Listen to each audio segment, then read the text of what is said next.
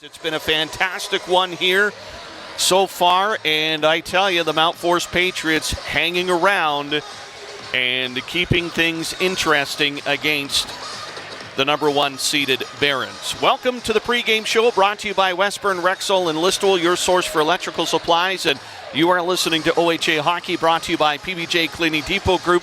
More than just cleaning supplies. A very special night for local junior hockey, of course. Listowel and Stratford starting off the Cherry Cup final at the Steve Kerr Memorial Complex. It's Ryan Drury and JC Coots with the call on CKNX, our sister station, as well as cknx.ca. And we are here in Hanover on cool945.ca. Steve Sabbard and John Colias. It's going to be a straight broadcast. We're keeping it very simple. We'll call the action, break down the plays, dip into Johnny K's storybook once in a while, and talk about the great game of hockey. But right now, we're going to open the books on game number 5 here from the P&H Center, and a full house with 15 minutes to go before puck drop. I mean, Johnny K, this place was filling up about an hour ago. You know, I was just thinking, I was here 2 years ago, Game 7 in the final when Mitchell played Hanover, and there's more people here tonight, Steve. Obviously, MountForest, 15 minutes away. They have a good fan base. Hometown Hanover Barons, well supported for sure, Sabby. So I'm super impressed with the crowd and looking forward to a great game, Steve. All right, game number 4 had some storylines, and we'll recap that for you. Hanover takes an early lead, 2-0. MountForest gets one back quickly, and that changed the landscape of the game. And we talked about that earlier today, Johnny K, because if Hanover gets that third goal, it could be a completely different setup. Yeah, I agree with you 100%, Steve. The MountForest Patriots continue to hang around. Barons, like you said, getting that third goal to make it 3-0. They couldn't do it. Patriots hang around. All of a sudden, they take a no-look shot to the net, and it's Jackson Gall puts his stick down. He kind of just turns his wrist enough just to deflect it through the 5-hole of Hartley, and that made it 2-1, and that gave the MountForest Patriots one shot. They have another. They were a shot away after that, and they just picked up momentum slowly, and they built it, and they came back with the win in overtime, Steve. Speaking of overtime, the Hanover Barons had a chance to close out the game. Open net, shot right at the top of the blue paint, hits the post, and that basically was the turning point there. Brody LeBlanc would score a short time later to end it. Yeah, some tough puck luck for sure. Just bobbled the puck off the post, and both you and I, we pretty well jumped out of our seat there, our shoes, and then whenever that happens, Steve, you miss one opportunity at one end. The hockey gods seem to take care of things that way. It was Brody LeBlanc getting the puck at his own blue line and just kind of entering the zone with speed, and he ended it in overtime. All right, we're about 10 minutes away from the opening face-off. Let's go through the game plan for each team. We'll start with the visiting MountForest Patriots. What do they have to do tonight? You know what? They've already done it, Sabby. Patriots were the underdog coming in to this series, and once you can cast doubt on your opponent like they have, that game 4 win at home casted a little bit of doubt in the Hanover Barons game plan, and that's all they need going into a 2 out of 3. They have a chance, and they just have to take it one period at a time. For the Hanover Barons, home crowd, big stage, and I'm sure they're chomping at the bit. Yeah, you know what? They have to stick to their game plan, and there's been 4 games in this series. They've dominated 90% of it. The MountForest Patriots have only played 3 minutes and 10 seconds with the lead. After that, it's been all dominated by the Hanover Barons. Brady Anderson, young coaching staff, just got to get the boys the message and let them know that if you play the right way, good things will happen, but you have to play a full 60. We hear that all the time, Steve, but you know, you let the foot off the gas for 4 or 5 minutes during a whole game, 2 minutes during a period, it opens up windows of opportunity, and we do know these MountForest Patriots are opportunistic. Well, that's what happens when you get deep in the playoffs, Johnny K. Like, you get to a point where the teams are just too good to let them back into a game. Yeah, you know what? And I thought about now when we're in Game 5, how important is coaching? Game 4, Game 5, Game 6, Game 7. Now, if you make a mistake while you're behind the bench in the first 4, sometimes you get away with it, sometimes you adjust, but everything is more important now. How can you read your players? You've been with this group since August. Zach Coulter, MountForest Patriots, Brady Anderson, Hanover Barons. What have you learned? Who comes up big in pressure situations? Who can handle the pressure? Who can take a last-minute face-off? Who are you putting out there when you need a goal? All these little scenarios run in your head, and they probably were up all night. You never sleep as a coach during the playoffs, trust me, and you're always on the phone, you're texting a friend, you're trying to get a different angle, and coaching is going to be huge. These last 3 games, there's chess and there's checkers. One of them is going to be prevailing tonight, Steve.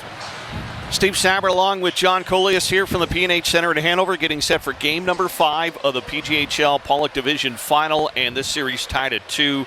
And a huge swing game tonight because they'll flip right back into action tomorrow night at MountForest for game 6. So the team who wins tonight will be holding the high hand going into that game. Both teams with their lineups today, Johnny K. MountForest looks pretty set.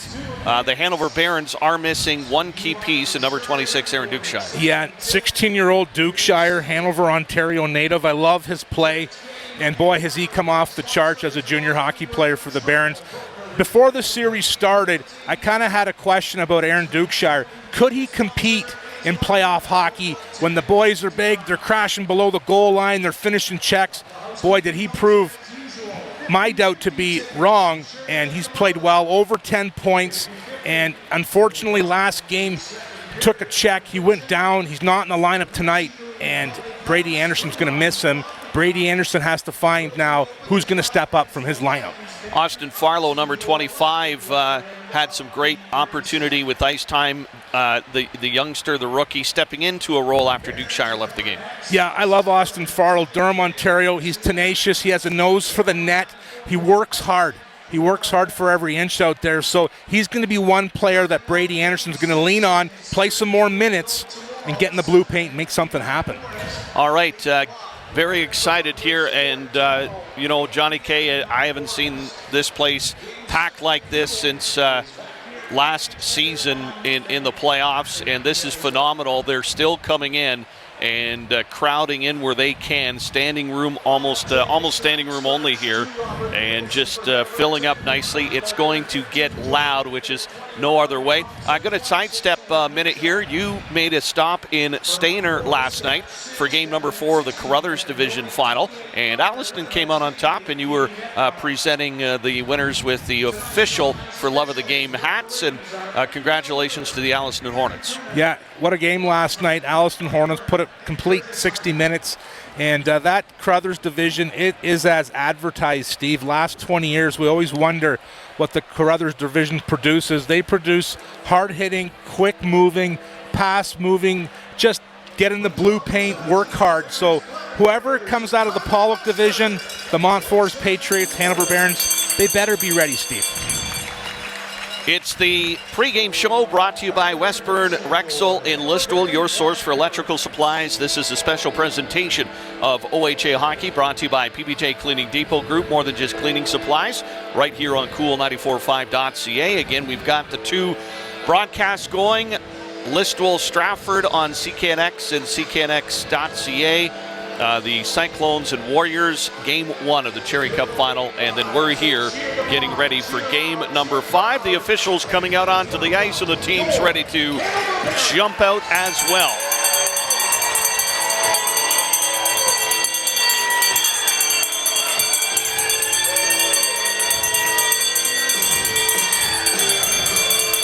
Again, fantastic atmosphere, and we will be ringside to bring you all of the action coming up shortly. Just a reminder tonight, we'll keep an eye on the hardest working player.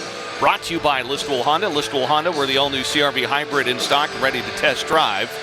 It's sitting out at the Steve Kerr Memorial Complex tonight. Keeping an eye down there, so we'll get it back for tomorrow night, Johnny K. I wondered that, Sabby, when I seen the truck pull in with you in it. All right, we'll go to the national anthem and be back with the opening face-off in just a moment. For the singing of our national anthem.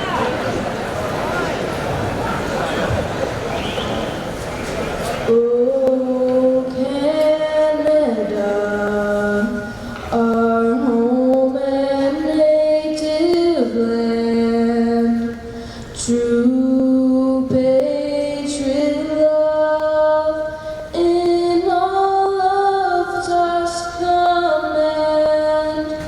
With glowing hearts we see thee rise, the true north strong and free. From far and wide, oh Canada, we stand on guard for thee. God keep our land glorious and free. Oh Canada, we stand on guard for thee. Oh Canada, we stand on guard for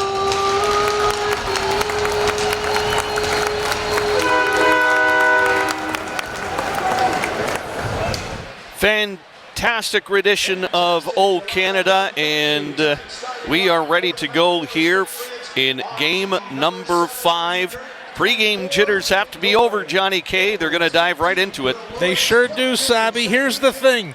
You can win championships and you can make excuses, but you can't do both. Look, puck drop, game 5 coming right up, Sabby. It's going to be great. Update from Listowel, tied up at 1 midway through the first period. Michael Denny got the opening goal, 3:11 in for the Warriors. Tate Brenner picking up the tying goal at 9:25, so they're off and running in Listowel. And London with a 1-0 lead over St. Mary's in the West final. Lincoln's leading that series 1-0. We'll keep you up to date on the Stewart Financial out-of-town scoreboard. And we're underway here in Hanover. Barons and Patriots. Hanover will move right to left, the Patriots left to right here in the opening frame. And the Patriots trying to gain the offensive zone. Look out, Gauls shot wide of the net.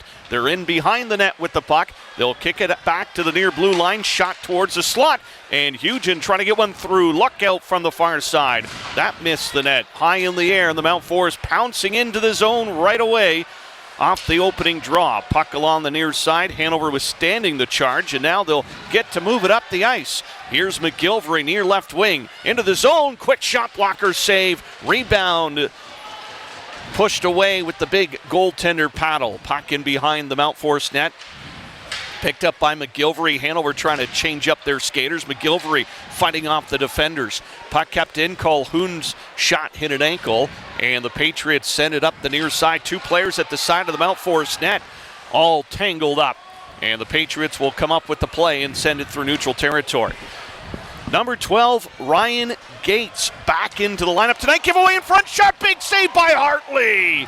Oh my. Tested early. The Hanover goaltender had to be sharp on that giveaway. Look out. Gates falls to the ice, and MountForest will move it up the other way. In comes Brody LeBlanc. LeBlanc skating it to the far side. On his backhand, though. Can't dish it off. Steered into the end boards. LeBlanc still with the play. Centering passes intercepted. Here comes Ryan Colhoun.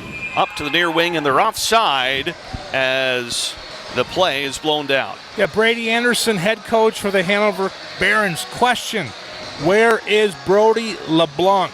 You have to know where he is at all times. Is he behind the goal line? Is he in the neutral zone, Sabby? Is he driving through the Tim Hortons drive-through? At all times, you must know where Brody LeBlanc is. 2 goals last game. He's a big piece of this Patriot team.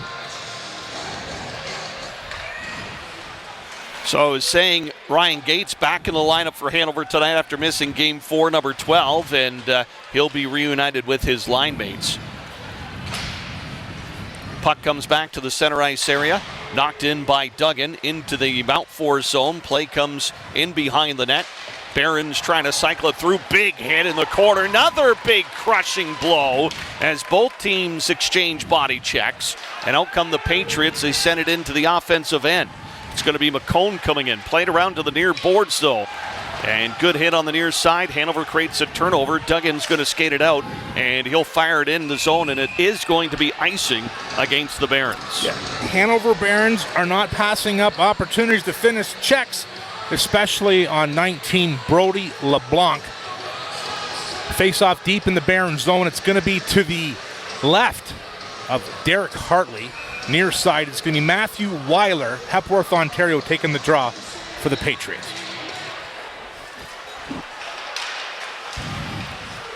Play continues in the Hanover zone. Over to the far corner. Patriots pick it up. Looking for somebody in front. Hartley hugging that far post. And the Patriots doing a good job in protecting the puck. They still have it down low, trying to work it below the goal line. Picked up by Farlow. He's tied up immediately. And the puck still caught in behind the Hanover net. Duggan trying to hold on to it. Again, Hanover could not change after that icing call. And the Patriots trying to make them pay for that. Puck over to the far corner. Patriots trying to dig it out. Hanover doing all it can to get a whistle here and stop the play. Into the corner. Talk about a grinding few seconds here on this shift. Puck still loose in the corner. Picked up by the Patriots. High hit there. Patriots pick up the play out in front. And Hanover collapses in front of their goaltender to knock the puck away. Back to the point to the far side. Here comes a shot high. That will hit the end glass. Hanover's trying to get it out, and finally they do, and will get a much-needed change.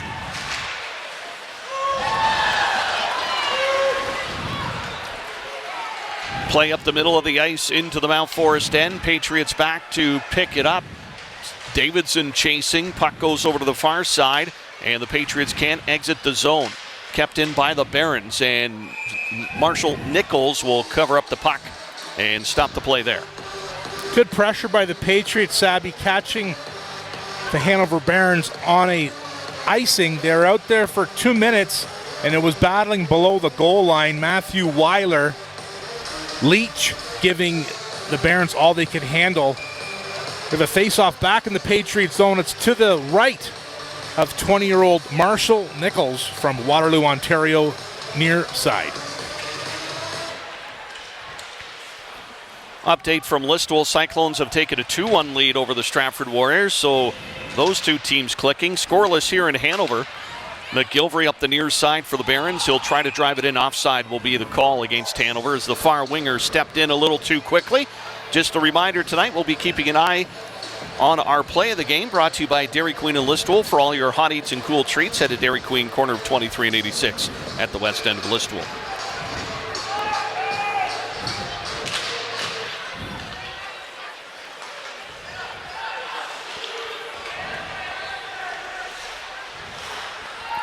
Play into the MountForest zone to the far side as the Patriots will get it up the ice. They're coming up through the middle, now pushed to the near wing for Hugen.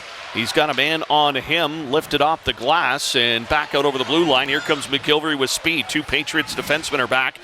McGilvery gets by one, hit the side of the net, tried to go to that far short side. The rest of his line catches up with him and trying to establish an offensive cycle. Puck over to the far corner, back to the blue line, and Hanover, did they keep it in? Yes, they did. Puck down low and behind the Patriots' cage, kicked over to the near side, and the Patriots will move it up through center ice. And they'll step in over the blue line, changing up their line, and in deep was Lewis, the MountForest forward, and Hanover will get it down the other way. Pass behind Colhoun, and the Patriots will move it down into the Hanover zone. Here's Griffin's shot. That's wide. McCone trying to flag down the play on the far boards. It's picked away from him, and now Colhoun coming up through the middle. Colhoun in over the blue line. MountForest wants an offside call, and I think one was missed there as the forward on the near side was well into the MountForest zone. No whistle. Play continues. Patriots get it out. Here's McCone up the near right wing. McCone into the zone, drop pass, and Hartley will glove that one down. 14-19 to play in the first. Scoreless here in Hanover. Yeah, Hartley square to the puck, glove save. Close call at the Patriots blue line, Sabby. Looked offside, but those are good lessons for Coach on the Patriot bench and the Barons bench, you can't lose your mind on the linesman early in a game because you're going to be looking for an inch later, Sabby, and if you lose control now, you're not getting an inch, Steve. Playing the Hanover zone to the far side. It's going to be flipped out by Arnold into the MountForest end. Race for it there. Puck goes over to the far left wing. Patriots exit to the zone to center. And it's down into the Hanover end. Duggan's got to race back for it. He's got Leach on him quickly. Duggan gets taken down. Leach couldn't take the puck with him, though. And the Barons will flip it to the near side. McCary couldn't get it out cleanly. In the near corner for Verbeek. He'll flip it up the near boards. And now it's going to be moved out. Farlow pass up ahead and well offside there. Barons getting caught at the blue line a couple of times early here in the first period. Farlow, McCary, and Arnold. Brady Anderson mixing the lines up here. Going to have to make adjustments for sure. I noticed early in the game it's McGilvery, Patrick Brown, and Maloney. So loading up one line, face off just outside the Barons zone near side. Well, the Barons have done a good job in getting the opening goal in, I believe, every game in the series so far. So I'm sure they'll want that again today. Here comes the rush up the ice. Hanover into the zone shot, and that missed high glove side. Off the end boards, kick back to the far point. Shot comes through along the ice. Puck is loose. Down is Nichols, and it's pushed in behind the net as three green jerseys make sure they help out their goaltender. Puck on the near boards, flipped in the air, back through center ice, and that's going to back up Howell. Howell being watched by Caswell as the 2-6s meet. Puck to the near side, and it's out of the zone. And up goes Spencer Davidson. He's by himself. He'll get a shot on net. Nichols will snare that, and the Patriots will take it in behind their own net. Good pace to this first period here as both teams have come out skating, and some oohs and ahs from this full capacity crowd. Here's Hugen with the shot. Glove save Hartley, and he'll hold on to that one. Yeah, Hugen from Mitchell, Ontario, big body presence, long stick, and he can dangle quite a bit, Sabby. I'm impressed with his skill. He gets around the Barons defenseman, used them as a screen, quick shot. Hartley was low to the ice, makes the glove save. We have a face-off to his left, near side. It'll be Jackson Gall from the Peninsula taking the draw for the Patriots. Kick back to the near blue line, and Doig sends it in, and Hartley will make sure he holds on to that one. The pattern I've noticed, Steve, in these first four games is Patriots have to get the puck a little lower, maybe a foot off the ice, just to get some pucks off pads to get something going here. Hartley's calm, going to play a puck, going to catch a puck. Patrick Brown gets it into the offensive zone, and play whistle down offside again. Against the Hanover Barons, a little exuberant to get a past that blue line. I'm Steve Saber along with Johnny K. Glad you could join us here on Cool945.ca. Stream-only presentation of this Game 5 of the Pollock Division Final, and it's been a good one so far. 12.5 to play here in the first period, still scoreless. Brown coming up the near wing, looking for a shot. He's turned away. Along the near boards, trying to walk it out towards the net. That's knocked away. Maloney on the near side to pick it up. McGilvery let it go behind the net over to the far boards. Lewis into the corner first. Doig with him. Puck to McGilvery looking for the setup out in front. And Maloney can't beat Nichols on a nifty play. Face off of the MountForest end. Little bit of a communication challenge with the Patriot D. You cycle it back behind the net. The only challenge is it's Durham, Ontario's Alex McGilvery there. That caused some havoc. Puck to the front of the net. Maloney couldn't pull the trigger. They're getting opportunities. Face off to the right of Marshall Nichols, near side. Both teams putting it all on the ice back on Wednesday night for the overtime game. They definitely looked a little gassed at the end of that one, but right now, full steam ahead on both sides of the ice. Here comes the MountForest attack. Shot off Hartley's pads in the air, down in front, and it's going to be cleared by Maloney up the right wing to McGilvery. He's trying to hustle. 3 players on him, though, and he can't win that battle. Patriots will send it down. This could trickle for icing, and it will be called icing and taken back into the MountForest end. I like the look of McGilvery, Maloney, and Brown. All 3 can score, good speed.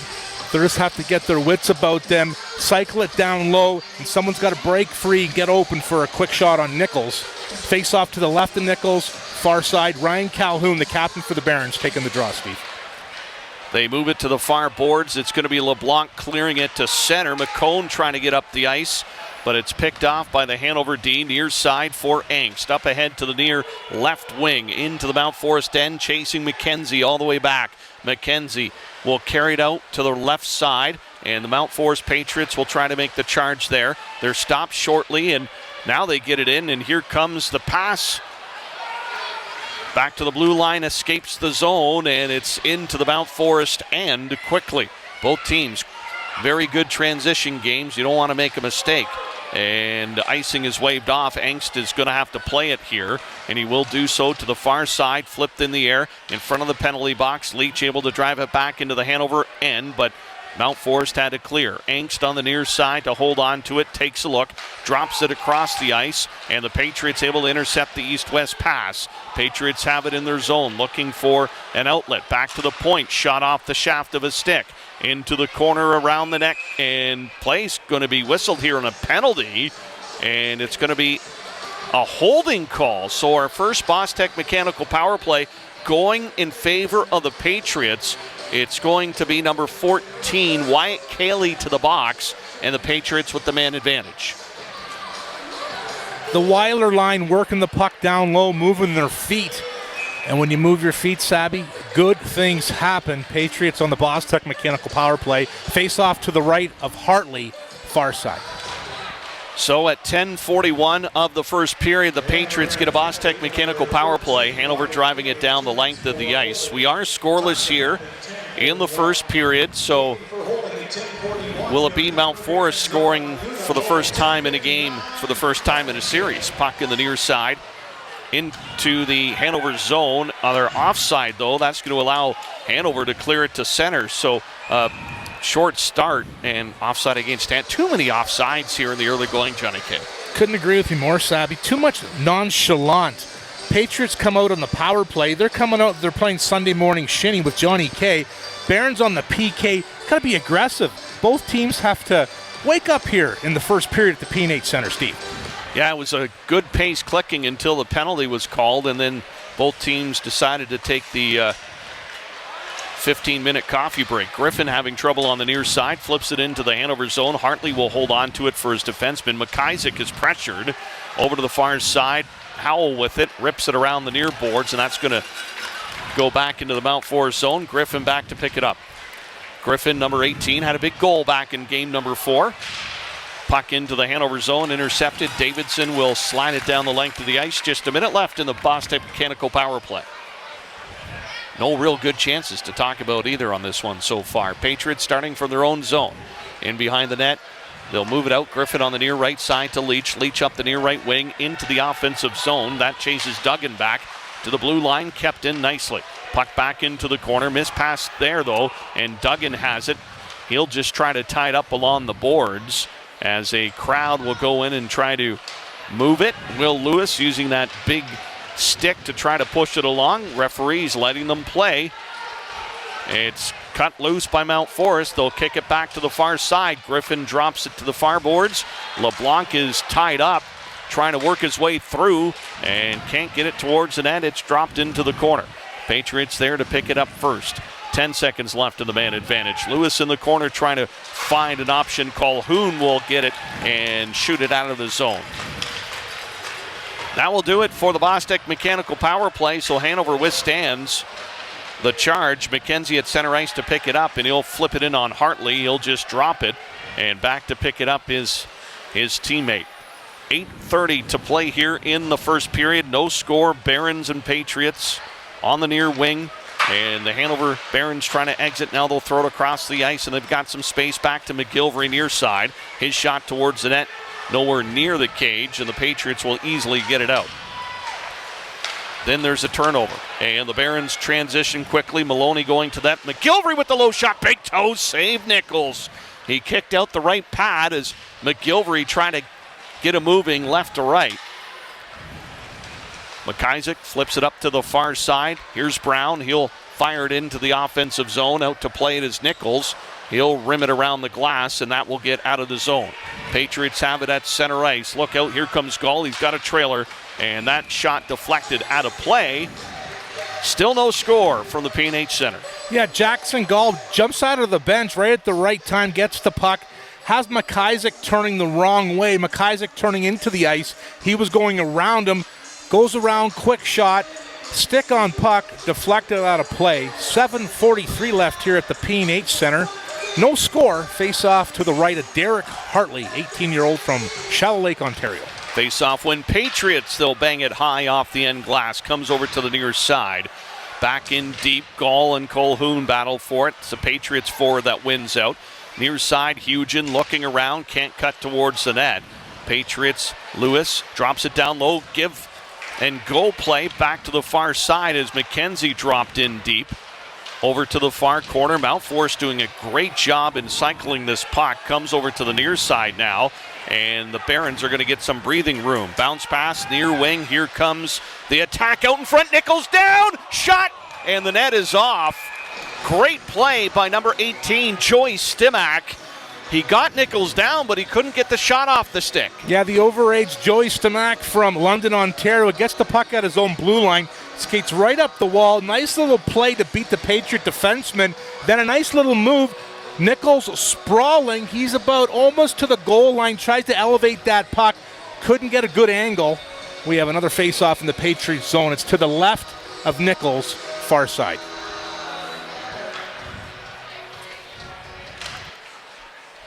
Play into the corner. Patriots bang it off the boards and down the ice. This is going to go for icing. And they'll do it all again in the MountForest end. Well, every Sunday morning, you can rock away with Dan Beeman, rocking Sunday mornings from 8 a.m. till noon on Cool 94.5. This week's Spotlight, Magic Music. Songs with magic in the title, like Magic Bus or Magical Mystery Tour. Or The Cars, Magic. Just magic. And we'll see if there's any magic on the ice here tonight in Hanover as the Barons are forced back into their own zone, dumped in behind the Hanover net, played by the Patriots over to the far side. Shot is partially blocked. Another opportunity goes wide of the net. And look out, LeBlanc trying to draw it out from behind the net. They're watching him carefully. Puck in the far corner. Players are trying to dig it out, but it's held pretty solidly there. LeBlanc took a bit of a shot on the back end, and play still moving up the boards as the two top lines back and forth at each other here. Puck in behind the Hanover net, comes over to the near side, and it'll be played up the near boards. Brown taps it ahead to McGilvery. McGilvery into the zone, takes a look, dropped into the corner, gets some help, and the puck's pushed out of the zone, and that will back Drayton Howell into his own end. Here's Howell over to the far side. Played up the near boards into the MountForest end. Patriots have it over to the far right wing and not kept in by Farlow, and the Patriots will move it up. In over the blue line, Leach with the shot and Hartley with the save. Face off in the Hanover end. Yeah, pucks are bouncing. Got to be careful. Turnovers are a big part of games. The least you have, the better it is for you. So be careful at the blue lines, turnovers. In doubt, nice little soft dump. Get after that puck. Face off to the left of Hartley. It's going to be the overage from Hepworth, Ontario. Matthew Weiler taking the draw against Austin Farlow from Durham, near side. And Farlow will win that one, and they get it to center ice, but no further. Leach turns it around, comes into the Hanover zone, and drops it in deep into the near corner. Tapped up the near side. Patriots keep the pressure on. They'll flip back to the point, and McKenzie's shot is deflected out of play. 5:16 left to play in the opening period, and scoreless. That's Tuvel from the goal line. Quick little pass to Charlie McKenzie. Just got to get that puck off just a little quicker. Stick on puck, deflected out of play. 5:16 to go here, first period at the P&H Center. Face off to the left of Hartley, near side. Listowel with a 2-1 lead over Stratford after the first period. So jumping on the scoreboard early in that game, it's Michael Denny, Tate Brenner, and Cam McNeven, the goal scorers in that broadcast. You can join CCANX for the Cyclones and Warriors. And stay right here on cool945.ca for the Hanover MountForest game as the Barons fire the puck in deep, and there's going to be a hand pass called, so that will stop the rush for the Barons there. Andy O'Leary, the referee tonight, Owen Sound, Ontario, with the motion of the hand pass. I saw Andy last night in Stainer. He was calling Game 4, him and Ryan Hollister. So back-to-back games for O'Leary. Face-off just outside the Patriot zone, right in front of head coach Zach Coulter for the Patriots, far side. Well, that's one way to keep yourself busy, Johnny K. A couple of back-to-back important playoff hockey games. Keep you in shape, Sabby. Absolutely. Yep. Face-off just outside the MountForest blue line. Patriots win. Send it up the near wing. Seth Hugen taps it into the Hanover zone. Comes to the near side. And the Patriots can't contain and flip down the ice by Davidson. Nichols will settle it down, and he'll play the puck to the far boards. That gets out. Angst will pick it up in his own zone. Angst looking around and plays it up ahead, but the Patriots pick that off. Onside coming in. Hugen slides it across the ice wide of the mark. Play on the near boards in the Hanover end as the teams try to dig away at it. Ripped around the Hanover net to the far side, and it's going to be picked up there by Galutzin. Sends it back for Cayley, and he gets it off the near wing and back through center. Doig's going to have to chase it down into his own zone. Over to the far left side, Patriots will move it up through center. Up to the near side, here's LeBlanc. LeBlanc coming into the zone. LeBlanc goes around the net. LeBlanc with some wheels. LeBlanc centering pass.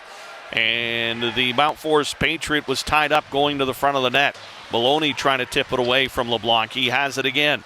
Looking for a man in front. Goes all the way back to the point. Good vision. Doig towards the front of the net. Hit McCone.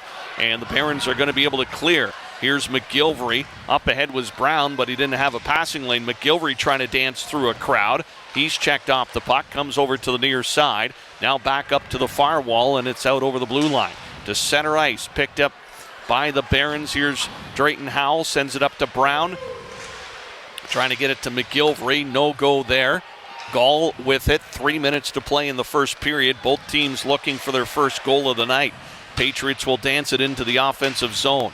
It's picked off by the Barons. Played up to the far near boards. McIsaac will flip it in the air out over the blue line. And that's going to chase McKenzie all the way back for it. The defenseman plays it ahead. Too many men on the ice. That wasn't even close. So Boston Mechanical power play coming out for the Hanover Barons. Attention to detail, Savvy. Like you said, not even close. Everyone in the rink knew it, and it's going to be a Boston Mechanical power play. First test for the Patriots PK. Can the Barons get puck movement? McGilvery going to be out there. Patrick Brown. Howell, he's had himself a playoff from the point. Maloney, face off to the left, and Marshall, far side. Face off won by the Patriots, and they'll pound it down the length of the ice. MountForest had their own Bostech Mechanical power play opportunity earlier on in the game and could not convert. Now up to the near left side. Up comes Howell. Flips it over to the far boards. Off the boards, and it's back the other way. So Maloney will settle it down. Feeds it across to Howell. The defenseman will jump in on the attack. Back to Brown near point. Now they'll look to the perimeter. Brown holds on to it. Drops it back along the blue line. Maloney's shot. That's deflected wide. Comes over to the near side. And cleared by the MountForest Patriots. Play comes up to the near boards. Maloney with it on the left wing. Looks around. Backhand pass will be picked off. Look out. Shorthanded opportunity coming up. And Seth Hugen just scores! He scores on a shot! He got bumped off the puck, but got the wrister away. Shorthanded goal, MountForest. Turnover at the Barons blue line. Seth Hugen, Mitchell, Ontario, takes the puck. He stumbles a bit, Sabby, gets his footing, gets to the left side of the circle, and then just blister shot, beats Hartley glove side. Shorthanded goal for the Patriots. They get the first goal of the game. That was incredible because I was in the midst of describing Hugen getting bumped at the blue line, and he just stuck with it and took a quick shot and surprised everyone. And he gets the opening goal here tonight. So the Patriots take a 1-0 lead in the early going, shorthanded. The Barons will now try to respond. First time in this series that the Patriots have scored first in a game. 40 seconds left on the Bostech Mechanical power play. Hanover holding on to it from in behind their net. They'll step out. And here comes Calhoun. Calhoun up ahead to Cayley. Stopped at the blue line. And it's going to be turned around by MountForest down the other way.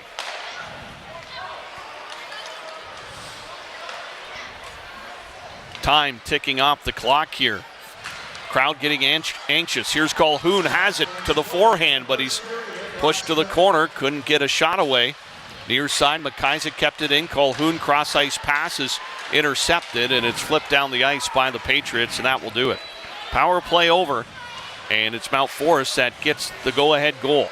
Here's McCary, sends it across to Brown. Off wing, Brown trying to cut to the net. And the Patriots steer that away. Foot race on the far side. Look out. Here comes LeBlanc into the zone.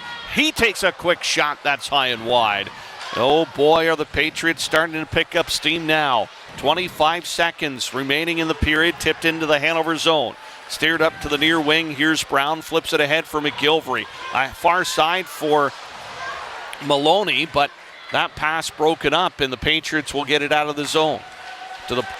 They kept in. Maloney will make a move off a skate. Far side.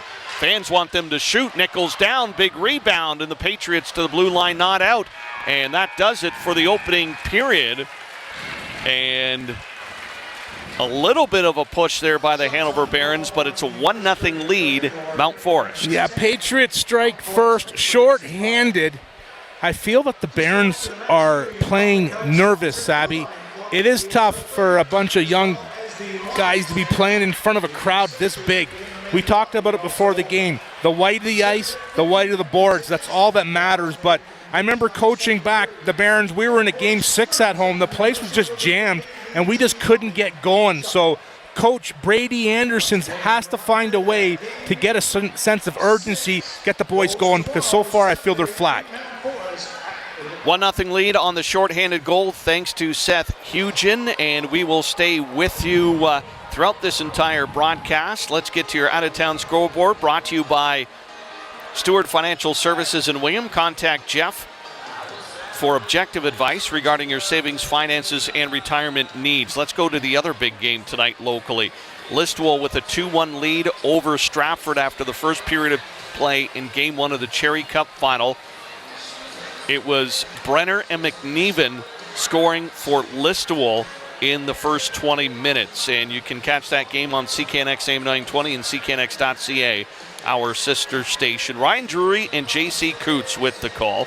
In the OHL tonight, it is Erie and Kitchener scoreless, with that series tied at 2. Sudbury up on Mississauga. Actually, that's tied at 2, with Sudbury up 3-1 in this series. North Bay leading Kingston 1-0. North Bay up 3-1 in the best of 7, and no score Barrie Oshawa with the Generals up 3-1 there.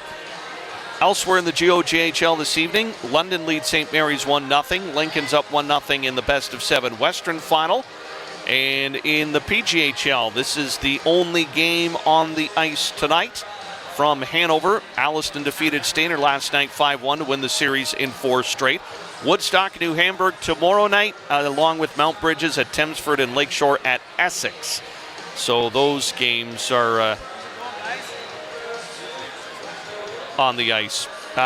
Major League Baseball, Jays 3-0 today against the Yankees this afternoon. So the Jays with a big win on the road. That's the out-of-town scoreboard, brought to you by Stewart Financial Services. Here in Hanover, it's a 1-0 lead, MountForest. Johnny K, let's break down that first period. You know what, Savvy? When I mentioned that reminds me of the team that we coached, I was part of a coaching staff. Neil Simpson, head coach. Steve Barfoot was the other assistant, and myself. We had taken a 3-0 lead on Joe Box, Walkerton Hawks back in the day. Steve Barrett was the GM.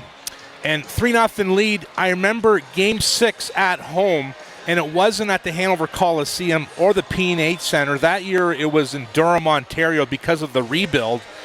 But I just remember playing that game, and you couldn't fit another soul in that rink. It was just intense. And I remember that game, Walkerton scores the first 2 minutes of the game, and then we lost 2-0 on an empty netter. But it was like, boys, how do we get motivated? You know, I know that's our job as coaches, but sometimes it has to come within, and I just feel like they were uptight and just playing in front of a capacity crowd. So Brady Anderson has to get in that room and just channel some energy and tell them to take a breath and go through some breathing exercises, because this is what you play for. You know, all those games you play in October or November and, you know, there's 100 people. This is what you play for. So you have to wake up and you have to be ready, because you have 40 minutes to go, and an effort has to come from the Hanover Barons, in my opinion. Yeah, and bring the crowd back into this game for sure. Notice that top line, McCone, McClellan, and LeBlanc in that first period, Johnny K. They had energy to spare. Energy to spare, and they're getting a lot of opportunities, like small little 2-on-1s in the corner, and they're a little bit of give and go. So they're definitely getting some chemistry and getting something cooking down low. So definitely Patriots are playing with some swagger. Coming off the OT win, it was the Patriots early with some jump. I do like the matchups, though. Brady Anderson puts the big guns together. It's Maloney, Brown, and McGilvery.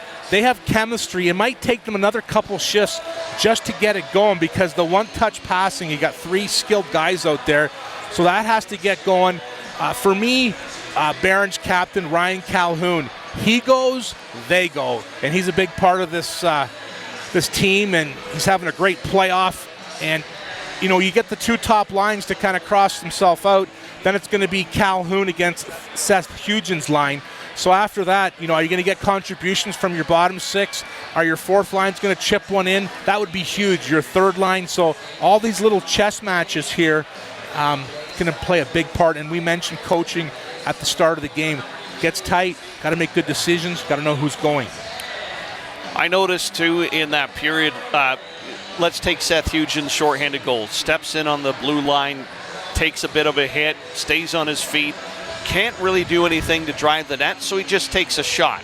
That ends up at a goal. Hanover, as they pressed near the end of the period there, almost seemed that they were trying to take that extra step to the net, and then it was just a quick poke check and the puck's off their stick. Sometimes goaltenders get in your head, and I've noticed that they want to try to get, you know, Patrick Brown, for example. How many times have we seen him score from top of the circle? How many times last year did we see him score from top of the circle in Listowel? How many times this year? He's not shooting the puck as much as I'd like him to. And they don't have to be top corner. We talk about those low pad shots. Get that puck bouncing around. And it seems to be consistent with both teams. Hartley, I think he's made 178 glove saves in this first 4 games, and he's made about 10 tonight. So just smart pucks, get him to the right spots. And Hugin was a good example there, shorthanded. Like you said, he was stumbling, and the only play in his playbook was to shoot. I almost think he shot from the back of his heels, but I didn't think he could shoot that hard. It was a blister. It came off that $400 hockey stick or whatever it was. It was a bullet, and it might have caught Hartley might have caught him off, because, like I said, he was on his heels, he was stumbling, and he just shoots a rocket. So that's the first goal of the game, and it was a big one. 1-0 lead for MountForest after 20 minutes of play. This is the first intermission, brought to you by Don Hamilton Real Estate Brokerage in Listowel. A family-owned business since 1971, Royal LePage, Don Hamilton Real Estate Brokerage. Steve Sauer along with Johnny K. Second period, a couple of minutes away here. Interest dynamic to this game now, Johnny K. The first time MountForest is playing with a lead, so to speak, and the Hanover Barons trying to play catch-up. Yeah, it's going to be a different look for sure. We've watched the Barons play with the lead for a majority of this series. Let's see how the Patriots can play. Barons haven't had to come from behind, so it's going to be a different look for sure.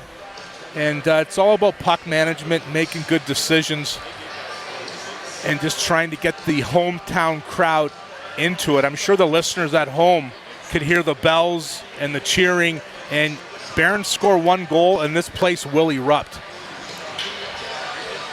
Game 6 of the series goes tomorrow night at MountForest at 8 o'clock. It guaranteed it's going to go. One of these teams will have a 3-2 series lead, so we will be there, perched up on the walking track at center ice, and you'll be able to listen to that game on CKNX AM 920, cknx.ca. Sunday, we will be in Stratford at the Ulman Arena. 3:30 opening face-off for game number 2. We have our corner seat reserved, and Johnny K and I will be there to call the action once again. The annual Swan Parade is Sunday in Stratford, so it's going to be a busy time around the park and the arena, so hopefully it's some great weather that people can enjoy outside and then enjoy the atmosphere inside the Ulman Arena for game number 2. And we had talked about it before, Listowel Stratford. This is the first time in in the franchise histories that they have met in a Cherry Cup final, which is hard to believe. Yeah, it sure is, Sabby. 2 storied franchises, and you would think they would have met somewhere along the line, but when we first were talking about that, I think it was after the Air game, Game 4, when we knew the Cyclones were advancing. At that point, Stratford had a 3-1 lead on Elmira, so we didn't talk about it too much. But, yeah, 2 storied franchises meeting in the Cherry Cup final. I'm so looking forward to getting into the Ulman Arena. Dream come true for me. I just love that rink, and calling a game beside you in that rink's going to be awesome on Sunday. Well, it should be an exciting one, and we'll have to mention the St. Mary's Lincolns as well in tough in the Western Conference against the London Nationals. It's a 1-versus-2 situation there, but all 3 Perth County teams in their respective conference finals, 2 out of the 3 will move on to the Sutherland Cup round robin, could move on to the Sutherland Cup round robin. It's definitely going to help with the cost of the buses for sure, and definitely help with the crowds and fill those rinks for sure. I was going to finish my story on my Walkerton. We lose Game 6 at home, in Durham, and we were up 3-0 in that series. Yep. And we thought we had the Walkerton. We thought we had them. And I remember in Game 5 we hit a crossbar. Derek Woodmeyer hit a crossbar, and just so close, game of inches. And we lost Game 7 in Walkerton. So that was the first time as a coach, being a part of a coaching staff, being up 3-0 and then losing in 7 games. The second time it happened to me, I was part of the MountForest Patriots. We had a 3-0 lead on the Hanover Barons, and we thought we had it in the bag. And what happens, my nephew Justin Graham, I think he had about 10 points the last 4 games, and they beat us the next 4. We lose Game 7 at home. So you can't take anything for granted. As a player, as a coach, you always have to be ready. And we talk about how hard it is to win that 4th game in the closeout game. It's surely difficult. Who is going to get that opportunity Saturday night, Steve? Will it be the MountForest Patriots or the Hanover Barons? It's 1-0 Patriots on a shorthanded goal by Seth Hugen after 1. Second period coming right up.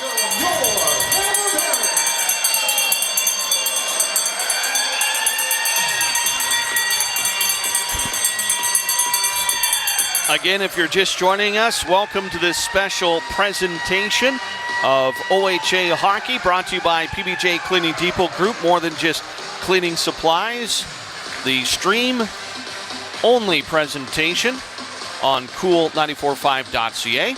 Of course, the reason we're doing this tonight, Listowel and Stratford on CKNX. So we have 2 teams out and about in your neighborhood, and hope you're enjoying the broadcast tonight and the game. Patriots and Barons all ready to go here in the second period. MountForest will skate right to left and Hanover left to right. A good challenge to have, Steve. 2 local teams playing for championships. Hanover, MountForest, Listowel, and Stratford. Ready for puck drop here. And away we go. Both teams even strength right now as the puck's into the MountForest zone. Doesn't stay there quickly. Sent down the ice. Barons will pick it up. Here's McIsaac on the near side. McGilvery through center. And it's picked off by Lewis. He can't shovel it to his teammate. Goes to the far wing. Brown had trouble handling it. Back into the Hanover zone, and the Patriots coming out aggressive here early in the second. Play to the near right wing. Here's McGilvery. He'll try to skate it up the near wing and can't get deep into the zone. Howell picks it up and fires it in. That gets by Nichols. Played around the near boards, back to the point. McIsaac can't get it towards the net. Here's McGilvery looking to center it. Look out off the stick of number 7, Aaron McGurk, and Nichols had an eye on it all the way. Puck tracking, that's what Marshall Nichols does. The puck was right on the skate holder of McGurk. Then he does a 360, and it's almost like he meant to do that on purpose, Steve. He shovels the puck right to Marshall. Marshall makes the decision. Let's freeze this puck, face off deep in the Patriots zone to the left of Marshall Nichols, near side. In behind the MountForest net, McKenzie pushes it away from Gates, who catches up to it. Comes back over to the near corner. Patriots will try to get it up ahead and goes through center ice. McCone up there. Barons play it back to center ice. McKenzie will drive it into the offensive zone. Hartley will leave it there. Puck comes around to the near side, and Hanover trying to exit. It's intercepted. LeBlanc with it. Takes a look. LeBlanc trying to get by Colhoun. LeBlanc picking up some speed, and he's up through the middle. Here comes the big man. LeBlanc tries to fool Angst, but no go there. Puck around the net over to the near side, and the Barons will get it out. Here's Gates on the left wing. Has to put on the brake. Stays with it. They get it just over the blue line, but have to regroup, and look out, hand pass is going to be called here. LeBlanc doesn't agree with it, but they'll blow it down. And are we going to get a penalty here after the play? Looks like the referee is going to escort someone to the box.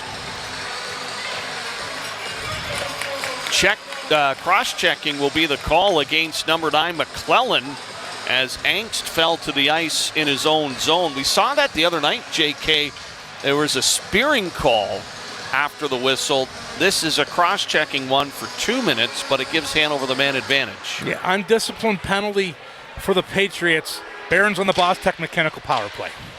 Puck to the far corner, banged out to the point, kept in by the Barons. Here's Howell.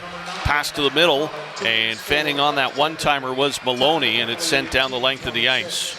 1-0 lead MountForest, so it's a Bostech mechanical power play for the Barons. An opportunity here to tie things up. Barons will carry it out over the blue line to center ice, coming up into the offensive zone. Good work by Brown. Brown has it on the far side. Leaves it there for Maloney. He'll take a step in, look for the shot to the net. Out in front, they score!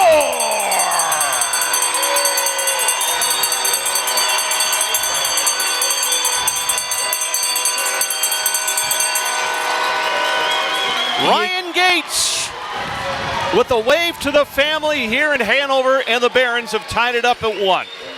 You give Kyle Maloney time and space, and he'll make you pay. The 20-year-old from Waterloo, Ontario, dances the wall, the half wall. Then he finds Joey Stamak in the slot, beats Nichols. 1-1 here at the P&H Center, 17:52 left in the second. Yeah, number 18, Joey Stamak, big goal sitting in front in the blue paint. And a big power play goal, Johnny K, special teams. And they got the puck deep in again. Assist to number 19, Kyle Maloney. Puck comes to the near side, sent over to the far boards. There's Leach to pick it up. Up through the middle. Barons will pick it up in over the blue line. Left there at the near side. Stick gets knocked out of somebody's hand. Play continues over to the far boards. Doig trying to chase it down. Galoots it on him. Puck deep in the MountForest end. Here's McGurk. And we're going to get a penalty here. Doig is going to get flagged here. And I think number 25 for the Patriots is going to the box. So back-to-back man advantages for the Barons to start the second. Attention to detail. Back-to-back cross-checks. Cross-checks, I repeat. Got to stay disciplined. Hanover Barons just score on the Bostech mechanical power play. They get another opportunity. Face-off deep in the Patriot zone to the right of Marshall Nichols. far side. So it will be Maloney, Stimac, McGilvery up high for the Barons. And the puck is lifted into the bench. Patrick Brown will work the point with Drayton Howell here with the 5-on-4. It's amazing this how momentum swings in this game, Johnny K. Couldn't agree with you more. Barons score on the power play. This place gets rocking. Here's Howell with the play on the near side. Man in front of Nichols, trying to take away his eyes. Brown will hold. Flipped it over to the far side. McGilvery. Or that's Maloney, check that 19. Comes to Howell on the near side. Howell will look to Maloney. Maloney will hold over to Brown. Brown steps in, no shot. Here's Maloney, near side. One-time shot, toe save. He was looking for that far net. And Nichols with the right pad save. Far side again. Here's a shot. That's blocked. Dropped in front. And the Patriots will clear. And look out. Speed by Hugen. But out to play it is Hartley. And he'll keep it away for the MountForest attacker. Play comes to the near side. Here comes Patrick Brown in the zone. Brown with speed around the net. Cycles it back to the point. Here's Maloney. He'll step in. Maloney with the shot into the chest of Nichols. And he'll hold on to it for a face-off. Maloney with the shot. He doesn't shoot too often, Steve. Gets the shot away. He'll continue to stay on the ice. Bostech Mechanical power play, and why not? He's your best passer. And after all that, Sabby, he's going off. That's okay, folks. Ryan Calhoun, captain, taking the draw for the Barons. Face-off to the right of Marshall. Second unit on for the Barons, and the Patriots jump on the puck and send it down the length of the ice. McIsaac will skate back for it. Lewis up high is the penalty killer for MountForest. Barons skate 5 across, pass to the left wing, speed up that side and into the MountForest zone. Colhoun trying to collect the puck. He's knocked against the boards. Patriots look to clear, and they'll do just that. And look out, some action in behind the play there, as players from each team get tangled up. Play comes up the near wing. Colhoun up through center ice now. Colhoun into the zone, weaving his way through traffic. Back to the point. McIsaac on the near side. Steps in, low shot, rebound, score! No! Oh my gosh! How did that go in? Play is waved down. Did that hit the post, Johnny K? I'm not sure if he did a 360 and his glove kept it out, Steve. We're going to maybe ask Adam to take a little replay on that one, but there was definitely a cartwheel in the crease. Marshall Nichols keeps it out, and there's 8 seconds left in the Bostech Mechanical power play for the Hanover Barons. Was I just seeing things, or was that net wide open? It was wide. It was wide? Wide. Shades of overtime in Game 4, Johnny K. Wide open net, and Hanover couldn't get the game winner. And here they had the go-ahead attempt, wide open cage, and it does not go in. Oh my goodness. Puck to the far side. Tail end of the power play. Shot is blocked. Back to the far point. MountForest gets their 5th man on the ice. Shot through traffic. Rebound in front. And it's kicked to the far corner. And MountForest will have a chance to clear and relieve some pressure. Up the near side. Into the MountForest zone. Leach will pick it up for the Patriots. Sends it up the wing. Barons are back to collect it in their own end, but a bad bounce pass, and the Patriots able to keep it in. To the near side, McClellan kicks it back to McGurk. McGurk, all he can do is drop it in deep. Farlow reached for it. Puck to the near side, and the Barons will try to press on the boards. Back to the point, McGurk holds on, sends it off the end boards, over to the far corner. Tubble trying to work with it, comes over to the near side, and it's out over the blue line, and away Hanover goes. Near side, Arnold into the zone. Arnold gets some help. Here's a shot towards the net off the leg. Over to the far side, Maloney. Maloney with it, kicks it back far side. Here's the Barons pressure now, but it's going to be turned over, and out goes Tubble. Sends it into the offensive zone. Leach was giving chase, but he'll peel away for a change, and the Barons come up the near right wing. Into the neutral zone and up to the near wing. McClellan in for MountForest, trying to cut to the net. He's being watched by Angst along the end boards. And now the pace really picking up here as McGilvery will take stride. McGilvery into the zone, quick shot, that's high, backhand, rolling puck, and he pushed it wide of the net. McGilvery got to his own rebound and just sent it wide. Back to the far side, Barons keep it in around the net. Look out, it's out in front, nobody can find it, and it's kicked back to the near blue line. The crowd getting into it now as the Barons have had some great chances here in period number 2. We're all tied up at 1. Hanover scoring on a Bostech mechanical power play to equalize the game. Puck into the Hanover zone, in around the net. Cayley got stopped. Look out, MountForest out in front. There's a shot. Hartley down. Rebound in front. They scramble for it, and it's kicked over to the near corner. Picked up by the Barons. They can't get it out of the zone. Kept in. Quick shot, and that is deflected. It will bounce to the far side. Angst is there. He's checked into the boards. Picked up by LeBlanc. Looking for the centering pass, but it was picked off. To the blue line and kept in by Doig. Along the end boards, here's Maloney. And I tell you, this top MountForest line doing the job and hemming in the Barons, but they'll escape pressure now as changes are made. Puck comes to the near side for McGurk, up over the blue line on the near left wing. Fired into the Hanover zone, far side, Angst going for it. Forecheck there by Hugen. Puck turned loose, Hugen looking for an outlet. Back to the blue line, Doig able to keep it in. Hugen along the boards, trying to kick it down into the corner, but it's intercepted and the Barons will push it through center. Up comes the rush on the near right side. Stimac with a high shot. That's off the blocker of the goaltender. Comes back to the near left wing, and the Patriots try to exit there. Tied up by Calhoun, though, on a good job. Stimac trying to cut to the net. Doig on him with a good stick check. Puck comes to the near side. Stimac still trying to control. It kicks loose. Calhoun can't do anything with it as he's trying to battle his way through, and it's going to be a penalty coming up to Calhoun as Hanover touches the puck. And a great battle by the two players, but Calhoun's going to get flagged for the tripping call, and we're going to a Bostech mechanical power play for MountForest. Yeah, 50-50 puck battle on the half wall right by the hash marks there. Both players jostling at it, getting after it. Patriot tries to exit the zone, and Calhoun just gets his stick in between the legs. Back referee with the call. Patriots on the Bostech mechanical power play. Play in the Hanover zone, around to the far side. Near face-off dot, and that's deflected out of play. And the face-off will be in the MountForest end. Just a reminder, cool945.ca, Records and Rockstars with Jeff Woods. Airs Saturday mornings 8 to 9, Sunday evenings 5 to 6. This week, his guests include Mick Jagger, Keith Richards, Ronnie Wood, and Jeff Beck. Not a bad lineup. 1-1 tie here between the Patriots and Barons. 11.5 to play in the second period. MountForest working on the power play.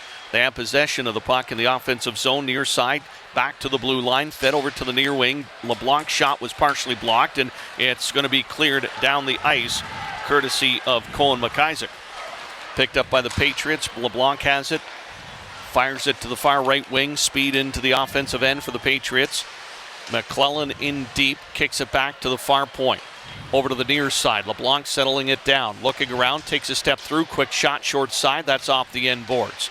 McClellan on the far side to pick it up. Hanover in trouble here as MountForest tying it up. Far side, McClellan with the shot, and that's wide of the mark. And now the Barons will be able to get it out, and it's going to be Griffin back to pick it up for the Patriots.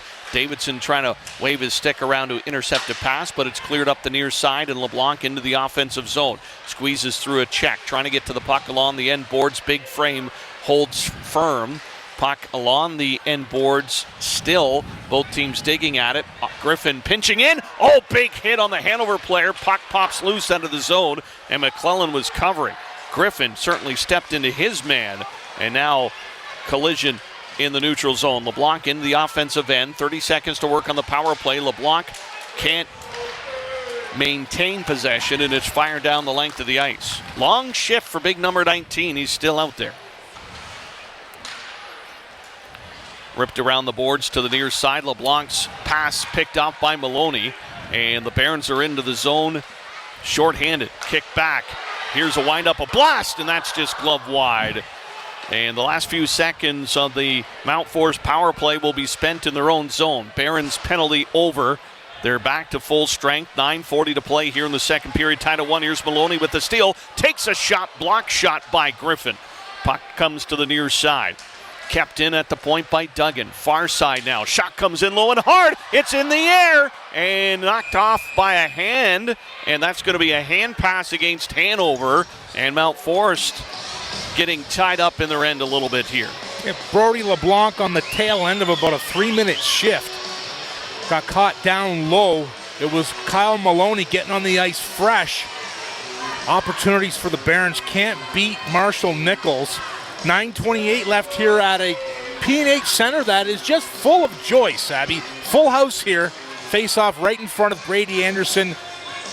Far side. The noise level has definitely increased courtesy of that Hanover power play goal earlier on here in the second period. And they got another chance here as they had the puck in the offensive end, but now it's going to be cleared on the far right side. Up to center. Barons tie up the forwards, though, and Stimac on the near wing will flip it far corner. And it's kicked back along the far boards, and look out, the Patriots have speed, and they'll get it into the offensive zone. Barons trying to come back on the back check. Picked up by the Patriots. They come to the front of the net. Hartley's down. He had that far post protected. Back to the point. Kept in by Doig. Drops it down along the boards. Picked up by Lewis. Steers it around the net and coming over to the near side. Puck up the near wing. Kept in by the Patriots. In the corner now, the battle. Colhoun trying to work his way with the puck up the near side, and the Barons get it to the blue line and out. McKenzie there to pick it up for the Patriots and drives it into the offensive zone. Doig coming in. He's there first. He's got Rowe with them. In behind the net, deep is the MountForest player. Puck comes to the near side, and the Barons trying to withstand the charge here. Farlow trying to dig at it. Picked up by Hugen. Hugen wrap around, and that's sent wide of the net. Puck comes to the near side, and we got a penalty coming up here. And MountForest going to be called for the cross check. And we're going to get a Hanover power play with 8:04 left to play in the second period. That's Seth Hugen heading to the box for 2 minutes or less. Cross-check penalty of choice here tonight at the P&H Center. Face-off back in the Patriot zone. It's going to be to the right of Marshall Nichols, far side. Maloney, Stimac, the goal scorer. Howell on the back end. Patrick Brown and Alex McGilvery on the Boston Mechanical power play. Kick to the corner. Puck over to the far side. So man advantage here for the Barons. Game tied at 1. Near side. Wind up and a blast by Howell. He can fire it. Nichols with the save. Howell with a rocket. I think it hit the tee in Patriots. Nichols with the save. But one-timers, that's what you have to do. Howell's waiting. When Howell's cocking the gun, Barons have to take the eyes away from Marshall, get the puck lower for a rebound. Face-off win by the Barons. Near side, Howell. Top of the face-off circle. Back to the point for Maloney. He'll distribute. No, he'll take a shot off the end glass and swept away by Nichols. Near side, Maloney. He'll walk the blue line. Take a look. Near side, Howell, no shot. Pass was in his feet over to Maloney. Maloney's pass, far side, almost picked off. Brown saved it. Into the far corner. Barons hold on. Back to Howell. No shot. Back to Maloney. Howell again trying to move east-west. There's a shot. Blocker high and saved by Nichols. Barons kind of playing into the Patriots' PK. Patriots will take all those high shots all day. Barons need to go where they have had success, below the goal line, getting Marshall Nichols to go east-west, those quick passes back door. Face off to the left of Marshall Nichols near side. Patriots can't bang it out. Here's Maloney, but he's got too much of a crowd in front of the net, and now cleared out by the Patriots. A minute to play here in the Boston Mechanical power play. Barons trying to pull ahead here. Tied at 1. Stimac sends it in the offensive zone back into the MountForest end. Patriots can't clear. Kept in by Maloney. Holds on to it, looking for a shooting opening. Look out, bouncing in front and steered away by the Patriots. And a little bit of ping pong going on with the puck there as the Patriots now clear, chasing Stimac into his own end. 30 seconds left in the man advantage. Up to the near side. Here's Patrick Brown trying to get the angle. Brown drives the net.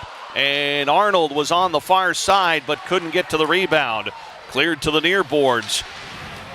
And a tired Maloney shot was nowhere near the mark. Puck goes over to the far side. Patriots are there, and they're going to clear it down the length of the ice. That will pretty much do it for their Bostech Mechanical power play as Hugin's ready to come out of the box. Have to watch for that forward coming out, and he's slipping right into the players' bench as the Patriots get their lines the way they want them. Colhoun into the zone, deep for the Barons. Will kick it back to the near point. Here's McIsaac. Waits, shot through traffic. Nichols is down. A lot of movement in that crease. And look out, the Patriots steal. And up the far side, here comes Tuvel going to the net. Caswell, but the shot doesn't get through. McIsaac got a piece of it. And now it pops loose. The Barons get it to the blue line, but not out. Fired in, hit a leg, comes over to the near side, and the Barons will swing it out over the blue line. Colhoun trying to settle it. He'll fight off an attacker. Colhoun's pass intercepted by Rowe. Rowe with the forehand. No, he gets tied up just as he tried to let it go. Great stick check by Jared Rowe deep in the Hanover zone. Now the Barons will move it up the ice back to the MountForest blue line. Kicked over to the far side. Hugin there. Can't get it out. Oh, Arnold is tripped down, and the play is whistled down, but for another reason. And Arnold slow to get up, and he'll head to the bench. I think the Patriots got away with one there, Steve. It was Hugin with the active stick coming down hard. Arnold hits the ice. The crowd wants a penalty. Not today. Face-off just outside the Baron zone, right in front of Zach Coulter's bench, far side. All even at one here in the second period. Lewis deep in the Hanover zone. It's moved up the near side. Gall there to keep it in. Around the net, Lewis can't center it. Dropping down is Duggan. He falls to the ice, but the puck was loose, and the Hanover Barons have an opportunity up through center ice to the near side. Play over to the far face-off dot. Up ahead to Lewis through center. Lewis gets it into the offensive zone and will give chase. Puck to the far corner. Patriots keep it down low, trying to, again, work it in behind the goaltender. Now they'll bring it out in front, but no shot as the Barons get a stick on it. They'll send it down the ice, but that will be icing against Hanover. Jackson Dahl working the puck down low, doing a good job, forcing the Hanover defenseman defense. No choice. They ice the puck. Brady Anderson's going to have to leave that squad out there. Galutzin, McIsaac, Davidson, and Dugin. Puck to the far corner. Picked up by LeBlanc. He'll try to get the wheels working on this power play. Ran into some traffic, though, and the Barons will get it out over the blue line to center and down the ice. Patriots trying to quickly transition it. Picked up by LeBlanc on the near wing, and away goes McClellan.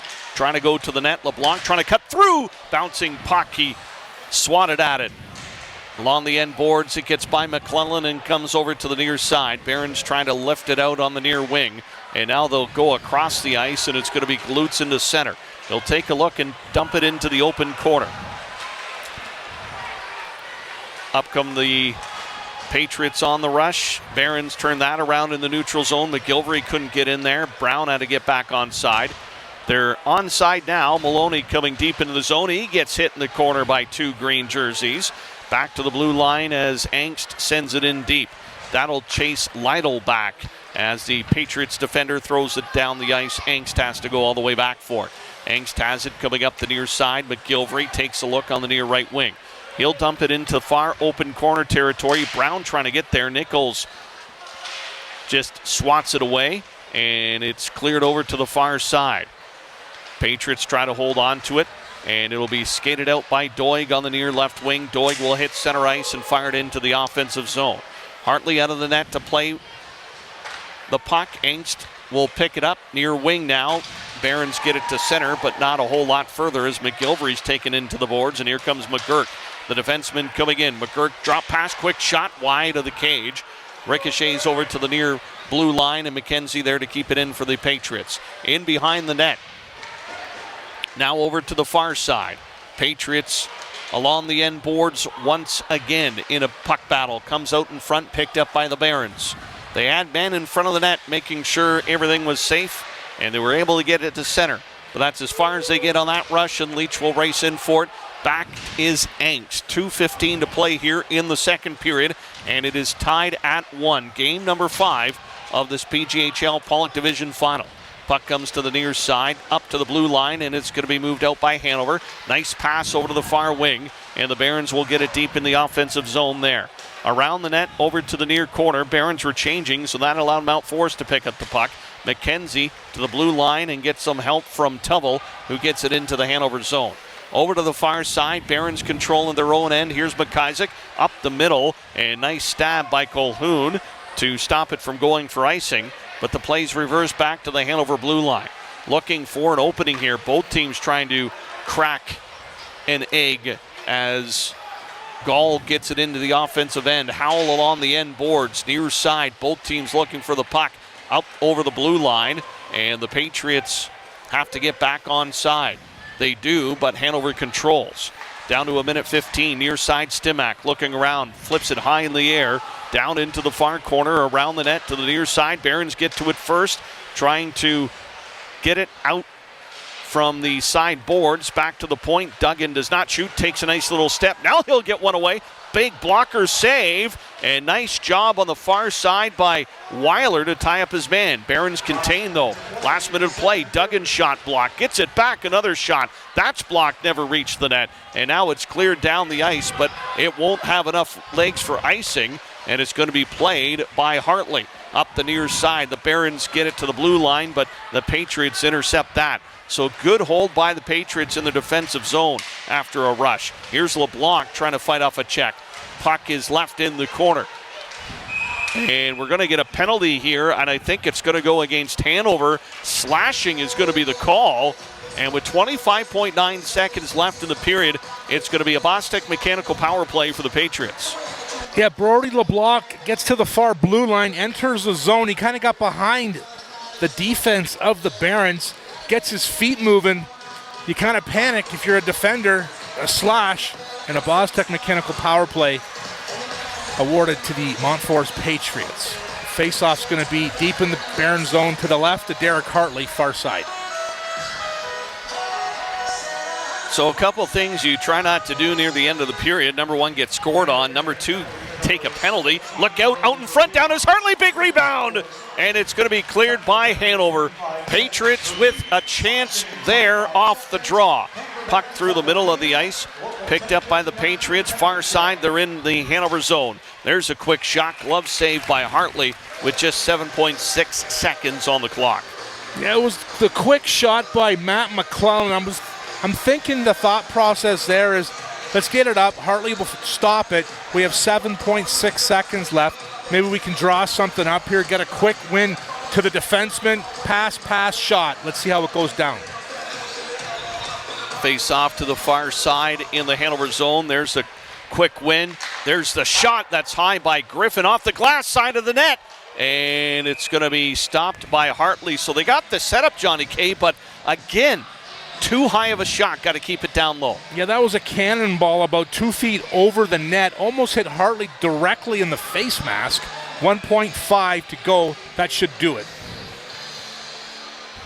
For the second period. That's right. Still 20 minutes left to play for the third. And there goes the buzzer. And the MountForest Patriots are going to start on the Bostek mechanical power play in period number 3. But they'll have a minute 34 with the man advantage. So a high-energy period, to say the least, in that second frame. The fans will get a bit of a refresher here, and the teams will get recharged to come out here in the third. We'll get to the scoring summary in just a moment. We'll carry out the rest of the Hanover-Mount-Forest game here on Cool945.ca. I'd like to send my thanks to the team at Cool945 for putting this together on what is, I think, a very important storyline here in this MountForest Hanover series. So shout out to Chris Fridali, our program director at Cool, as well as Rob Enders, our engineer, in getting everything set up so we can carry this broadcast for you. Johnny K, looking at the second period, it was the Hanover Barons able to find the equalizer. Both teams with some pretty good chances as well. Yeah, special teams, the key in this game tonight. It was Joey Stamak with the one touch to beat Marshall Nichols. All there was Kyle Maloney. He did all the work on the half wall. Like his edges. Kid works hard, good stick handler, and he found Stamak far post, and that was the Boztech mechanical marker for the Barons. Patriot goal came in the first period. It was 18:08 in, and it was Seth Hugen unassisted on a broken up play, and that's the storyline. Steve, we're 1-1 after 2. Whatever happens tonight, it still means Game 6 goes tomorrow night in MountForest. 8 o'clock puck drop for the MountForest and District Community Complex. You and I will be there for that one, Johnny K, and an opportunity for a team to clinch the Pollock Division Trophy. Who will it be? And, of course, whoever's trailing in the series at that point will be trying to force a Game 7, which would be played Monday here in Hanover. Any way you cut it, we're going to be on the road for the next 5 or 6 days, Johnny K. MountForest tomorrow night. Will be in Stratford Sunday afternoon, possibly Monday night in Hanover, and then Tuesday, Wednesday, the Listowel Stratford series again. So a lot of mileage going to be put on over the next few days. You can say that again. Yeah, it kind of hit me. I said, I think we're going to do 3 games in 3 nights. And then after I talked to you, you reminded me, no, JK, it could be 6 and 6. And I said, that is wonderful, Steve, because I love spending quality time with you. And it's great. This game is scripted, and it's almost going exactly like I thought it would. It's tight. You know what I mean? Like, it's not open. Players out there don't want to make a mistake. I'm not happy with some of the undisciplined penalties. Both sides, your slashings and cross-checks have to be more responsible, especially in a swing game like this. So I think I'm enjoying the game. I know you are, Steve, and this crowd here, it's thick, it's big, and they're all on the edge of their seats for sure. Well, and that's the way it should be when you get to this time of year. And we talked about it before, is the window of opportunity shrinks when you get to this level, because the teams are just so good. And we've seen some chances tonight, some big saves. Yes, the penalties have kind of gotten in the way. And so this third period, what do we expect to see? Is somebody going to try to, bust the door down, or are we going to see kind of a more of the same, set up in your own zone and make a responsible rush out to the offensive end? Yeah, I predict the Patriots will play defensively, opportunistic, looking for a turnover to jump on it. Barons at home, they have to be the action. They have to get after it and make things happen. Late in the period, talk about the chess match. Maloney's line was on around the 2-minute mark. They were on for a long shift. LeBlanc's line wasn't on, and all of a sudden, who does Zach Coulter put on last minute? So I know that Brady Anderson wants that matchup, especially at home, and it almost cost him because the Patriots were relentless below the blue line there. They drew a penalty, and they're going to start the period on a Boztech mechanical power play. But all these little moves, ice management, puck management, as a coach, you have to be 2 or 3 steps ahead. You got to do the calculation in your head, 30 seconds, 40 seconds. Who do I want on the ice that last minute? And it could come down to that for sure. I was also thinking, too, of 2 young coaching staff, Steve. Right? What an opportunity for these guys. No, Peter Irwin would love that comment. No, not just kidding, but the elder statesman on the Hanover bench. But no, I mean, Brady Anderson, Zach Coulter with some of the younger coaches. Yeah, and Troy Weber, Dean Nixon, Zach Coulter. Like, I remember being on the bench, playoff game, 36, 37, 38. I was these guys are 30. They're a little younger, but what an opportunity to learn. And sometimes it doesn't go your way, but they're going to look for nuggets, right? Maybe they learned something in this series that might help them down the road. It's all about, adjusting, making small decisions, and reading and knowing your players. So that's what I think is beneficial for both teams, right? Brady Anderson, he's a new head coach. Zach Coulter, same. These guys are going to rally around each other. They're going to try to learn something here. But in the short term, they definitely want to be hoisting that Pollock trophy at the end. So all good here tonight and good learning for sure. Well, we'll see what type of strategy the teams come out here tonight. A long game on Wednesday midweek. It went into overtime. Quick turnaround for tonight's game. Then is game 6 starting to squeak into your head a little bit? We need to win this one to be up to go on the road, or, we'd like to be up if we're on home ice. So a lot of interesting things happening on and off the ice with the players. And here come the kids for the chuck-a-puck across the ice. And Johnny K with a special gift here tonight for me. Puck number 76. So we'll try our luck here. Was that your football number? No, no, Good. It was not. 76. I'm not shy. That was the year I was born. 76. 75 here. A couple of veterans. Are we veterans, Steve? Maybe. We're getting close. Yeah. Possibly. Probably still need a couple more years to call ourselves experts. We're having a good time anyway. Zamboni's cleaning up the ice. The kids are filing into the Patriots bench. There's going to be 1,000 pucks, and I'm going to hold on to mine, Steve. I'm going to hold on.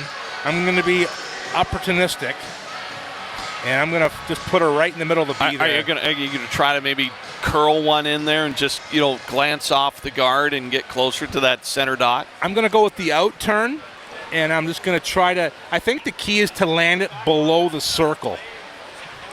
What do you think? Possibly. Yeah. And last time I threw a puck here, it almost went off someone's head, so I got to be careful here. There's lots going on. Got to make sure you get enough elevation on it. Yeah. It's been a great season for us here, and we are coming down to the end of it as we reach the conference finals in the PJHL. Next up will be the Sutherland Cup round robin with the conference winners playing a home-and-home series, and then it's a best of 7 for the finals with the 2 top teams in the PJHL. For the PJHL, of course, the Pollock Division winner will go on to face the Carruthers Division winner in the Schmaltz Cup quarterfinals, and it's a best of 7 series all the way through quarters to the semis to the Schmaltz Cup finals. So possibly could be going into mid-May. We'll have to see what the teams have for us to keep us moving along. But it's been a fantastic season, and thank you to all of our sponsors, of course. PBJ Cleaning Depot Group, our title sponsor, and all of our team members who have jumped on board to support our weekly broadcasts and, of course, the playoffs. The community support for the teams has been fantastic this season. We've seen some pretty full barns throughout our travels this year, and it's been a blast, Johnny K, with you calling a game, and again, still a lot of work to do. CKNX.ca, of course, over the next few days. CKNX AM 920 with OHA hockey. So looking forward to it, and we still have an exciting period coming up here from the P&H Center. All right. Kids starting. 1, 2, 3. And there we go. Pucks going along the ice here as they're being tossed and filling up that center ice area. Always a great fundraiser for, and that's the other thing, Johnny K, is the community support and the volunteers from all of the organizations. Fantastic to see. You know what? Driving through Hanover downtown, wherever you go, every business has a nice shot. Steve. Too much. Every business has a Barons jersey in the window. They have old jackets. They're definitely rallying around their team, and that's always what you want, community support. You talk to any junior hockey team, senior hockey team. If you don't have the support of the community, you don't have a hockey club. So, and the way the PJHL does things now, they went 2 years with the Schmaltz Cup tournament. Now they've gone back traditionally to the series, and that was voted by their members, and they're going to see how it goes again. So, but it does. You did mention mid-May, and that could be shocking. That could be a good run. Whoever gets there, Cyclones and anyone in the Pollock division. You're going to lose your opportunity here. Don't hit Farlow. Oh, I know. I had to kind of go.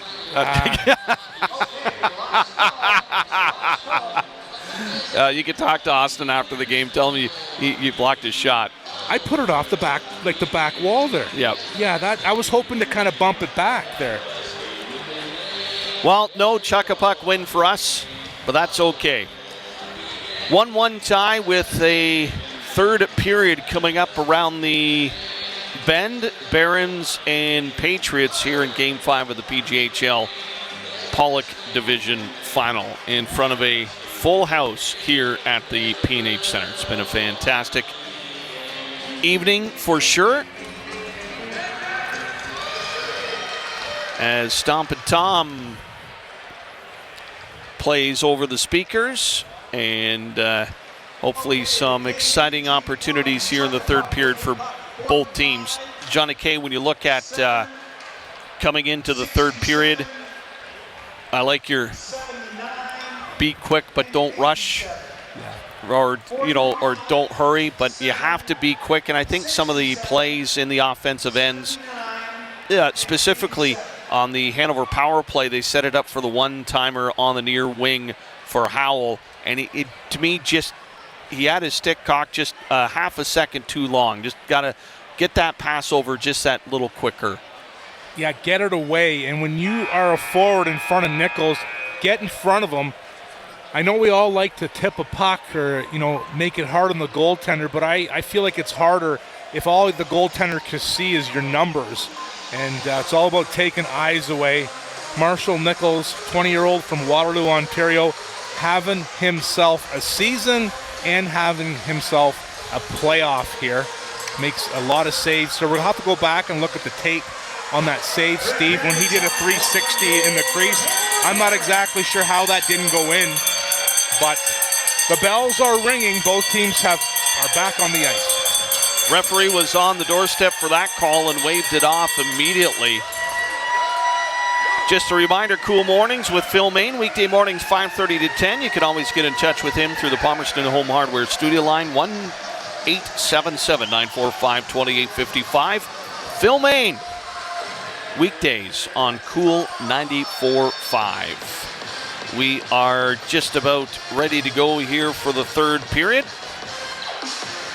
It will be Hanover skating right to left and MountForest skating left to right.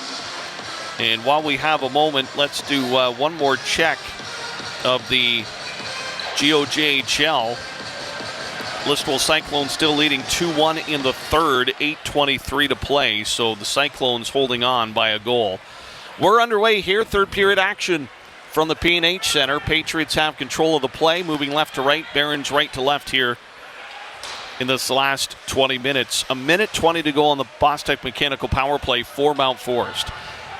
So they have the puck in deep. Huge and LeBlanc trying to dig it out. Looks like Gall on the perimeter.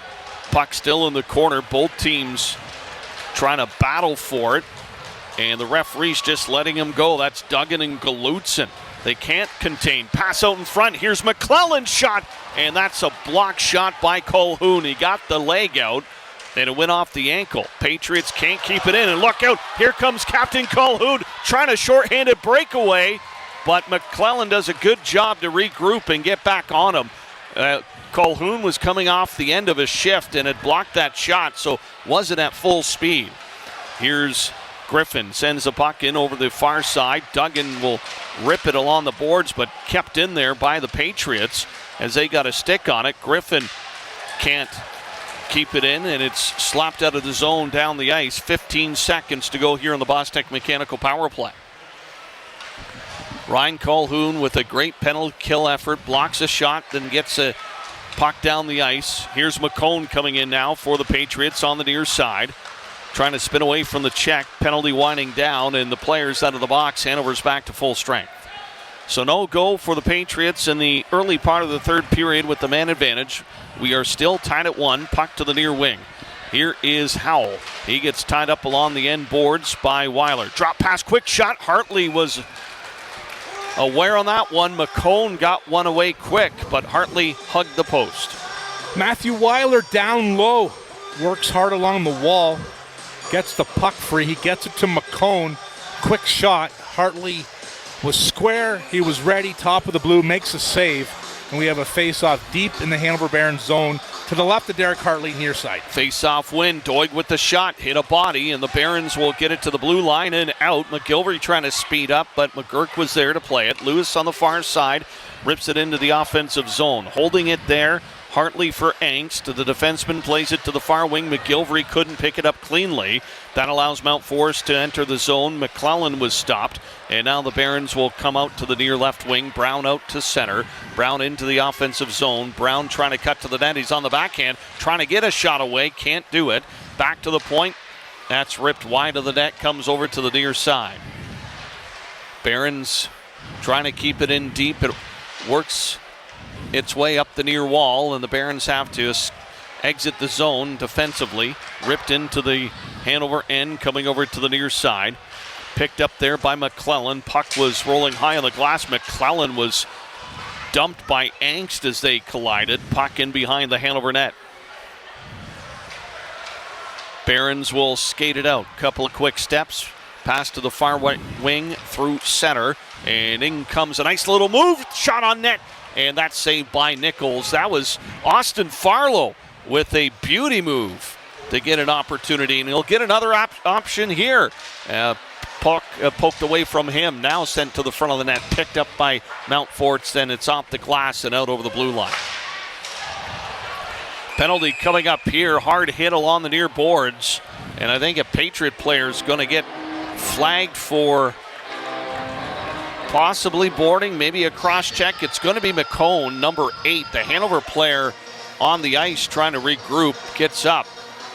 And I think that was Curtis Arnold who felt the wrath of that one. It will be a boarding call, so Bostech Mechanical power play here for the Barons, Johnny K. 16:37 to play in the third. Yeah, huge opportunity for the Hanover Barons on the Bostech Mechanical power play. They have to get things going. Stamak's out there. He's the goal scorer. Kyle Maloney, Alex McGilvery, Patrick Brown, and Howell. Can they move the puck around? Can they get traffic in front of Nichols? Face-off win by the Patriots, and they'll send it down the length of the ice. Back to play it will be Hartley. Waits for his team to regroup. All tied up at 1. Patriots score in the first. Barons score in the second. And that's where we stand at this point. Puck deep in the MountForest end along the end boards. Squirts loose, ripped off the boards and down the length of the ice. And that's going to chase Maloney all the way down. Patrick Brown out on the power play. Alex McGilvery, Stimac as well. Some pretty good punch. Here comes Brown with wheels near wing. Brown trying to cut to the net, goes around the net, pass out in front. And that is cleared back to the near boards. McGilvery in the corner now with it. Holds on. Back to Brown. Brown will take a look. Back to the point. Maloney over to the far side. Just Drayton Howell. Back to Maloney. Under a minute to go. Maloney takes a high shot, and that's knocked away by the goaltender Nichols. And it's going to be cleared down the ice again. Good shot by Maloney. No one in the rink thinks he's going to shoot. He's a passer. Good shot. It's going to catch Nichols off guard one of these times. Seth Hugen for the Patriots and Joey Stimac for the Barons here tonight on the score sheet. Here come the Barons as the chance began. Oh, look out. Puck off the end boards. Patriots get there, and it's cleared down the length of the ice again. McIsaac along the end boards. Holds on to it. We'll look around. Right side. Up the wing. Trying to catch up is Arnold, but it's going to be turned the other way to center. Look out. And we're going to get a tripping call. Brody LeBlanc is going to go to the box. They're going to call it a hook. Could have been a hook, trip, hold, whatever. It was a battle for the puck, and the stick got in the leg. So a 5-on-3 here, but only for 10 seconds. A little over-aggressive by LeBlanc. He would have been off to the races, but it was the front ref with the call. 5-on-3. Big part of the game for Brady Anderson's Hanover Barons. Face off to the right of Marshall Nichols, near side. Kyle Maloney going to take the draw, try to get it back to Howell. Big goal for Listowel, leading 3-1 now in the third over the Stratford Warriors in Game 1. And we can tell you it was Ben McRobbie with the goal. Play down the ice. Here comes MountForest into the Hanover zone. Barons will reverse it the other way. Big hit at the blue line, though. And things starting to look up. Big hit on the far side. Drayton Howell. Hanover coaching staff wanted a charging call on that one. So it's 5-on-4 right now for the Barons, but the Patriots have the puck deep in the offensive end. Barons will pick it up, steer it up to the near side. McGilvery flips it ahead for Stimac. Into the offensive zone. Stimac plays it around the boards over to the far side. Knocked down by the Barons. And they keep it in the offensive end. Drop pass to Brown, side of the net. Backhand shot. Nichols with the save. Maloney tried a little spinorama move in front of the net. But Nichols able to kick it away. And a high stick touches the puck. And that will stop the play. Was that Stimac in front of the net, number 18? Nonetheless, Nichols made the stop. Maloney's on the blue line. Patriot defenseman with a laser to exit. He catches it, Savvy. That hurts. I never catch a puck going that hard. I'd go down there and get it, but that's why I'm up here and they're out there. Face off right in front of Bobby Kirby. Barron's bench. Play into neutral zone, far side. Still a Bostech mechanical power play for the Barons here in over the blue line. Colhoun will hold it. Drop pass to McIsaac, takes a shot. Traffic in front, Nichols down, scramble. Nichols on his stomach. Patriots will clear. Oh my, and look out. Here comes a rush. It's going to be Hugen. Breakaway. Oh, and he fired it high blocker. Seth Hugen went coast to coast, short-handed, and he just missed the top blocker corner. Barons get it in the offensive zone again. That shot missed. Puck comes up along the near side to the point. Colhoun, he'll take a step in. Sidesteps the shot blocker out in front, and that's whistled wide. Near side pass and picked up by the Patriots. Penalty is now over. MountForest back to full strength. And my goodness, what a scene of action we've had in the last couple of minutes. Seth Hugen with a massive short-handed chance. Puck on the far side. Nichols will swallow that up and slow down the play with 12:31 left to go. That's Seth Hugen with some patience in his own zone. I'm thinking maybe he should just rifle that puck down. He keeps control, beats the Barons defender, and he's all alone on Hartley. Again, elevated puck over the crossbar, not even close. But Barons on the Bostech mechanical power play can't beat Nichols. Short-handed. Hugen can't beat Hartley. And we have a 1-1 tie here at the P&H Center. Capacity crowd. We have a face-off deep in the Patriot zone to the left of Marshall Nichols. 3-2 now. Listowel, Stratford. Cyclones up with about a minute and a half to play in the third period. So a tight one at the Steve Kerr as well. Puck comes to the near side. Back to the point. Hanover can't get it to the MountForest net. Patriots have it. Thrown over to the far side and into the Hanover zone. Angst back to pick it up. Here's Angst. Feeds it over to the near side. Barons from their own zone looking for an exit. Goes over to the far boards. McCone there to put it back in the Hanover end. Picked up by Duggan. Duggan will survey the landscape. He'll skate up to his own blue line to center. Keep going till you're pressured. Duggan into the offensive end. A quick shot. And that is deflected wide over to the far boards. And now MountForest will move it the other way. It's Hugen trying to battle his way in. Gall coming back to help. Players tumbling there in the far corner. Puck comes loose over to the near side. Here's Lewis. This line is done well tonight. Back to the blue line. Near side Griffin holds, fires, and a glove save by Hartley. I agree, Savvy. The Hugen line, Lewis and Gall have had opportunities all night working the puck down low. Brady Anderson going to make a change here. He's going to get Maloney out there. Check that. It's going to be Patrick Brown, McGilvery, and Maloney. I was correct. Matthew Weiler taking the draw for the Patriots. 11:32 left here. Third period, we're all tied up at 1. Barron's able to pick it up the near wing to center. They don't go any further than that, and Howell has to regroup in his own zone. Far side, up through the middle. That hit his skate and put right back into the Hanover end. Rowe trying to cut through. Weiler up high. Puck deep in the Hanover zone. Weiler will play it around the net. Maloney trying to settle it down. Comes over to the near boards. Hanover can't get it out. MountForest first to the puck. Quick shot by Weiler and saved by Hartley. Yeah, that puck just popped off the half wall there. Matthew Weiler, the right-handed shot. No delay. Quick shot. Hartley was ready. Face off to his left. Near side.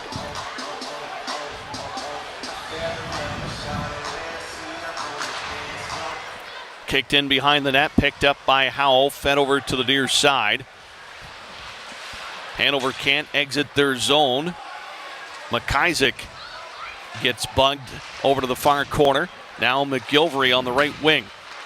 Soft pass ahead, and McGilvery able to regroup and pick it up. Cuts to the near side. McGilvery trying to cut to the net. Puck sitting loose. Brown gets turned around. Eng steps up.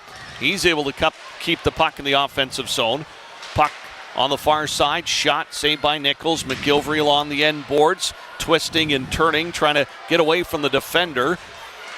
Stays on his feet, side of the net. Brown goes back to Duggan. Side steps, far side, scores!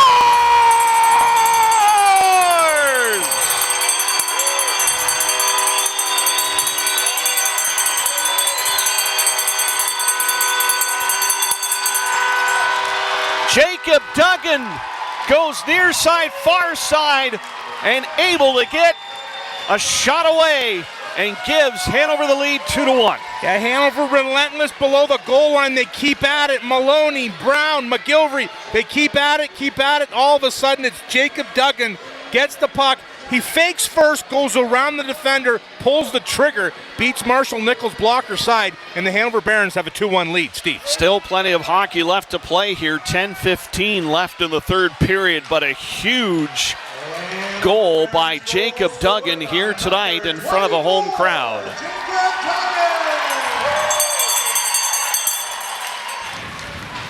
Assist to number 5, Alex McGilvery. Number 11, Patrick Brown. So McGilvery and Brown with the assists as the puck goes down the length of the ice for icing. And what a time for the D to step up here in this game, Johnny K. Yeah, for sure. I love the patience of Duggan. I would have shot that right away. But he waited, he pumped, and he went around. And once he went around, it chased Marshall to the other side, different angle, beats him blocker side.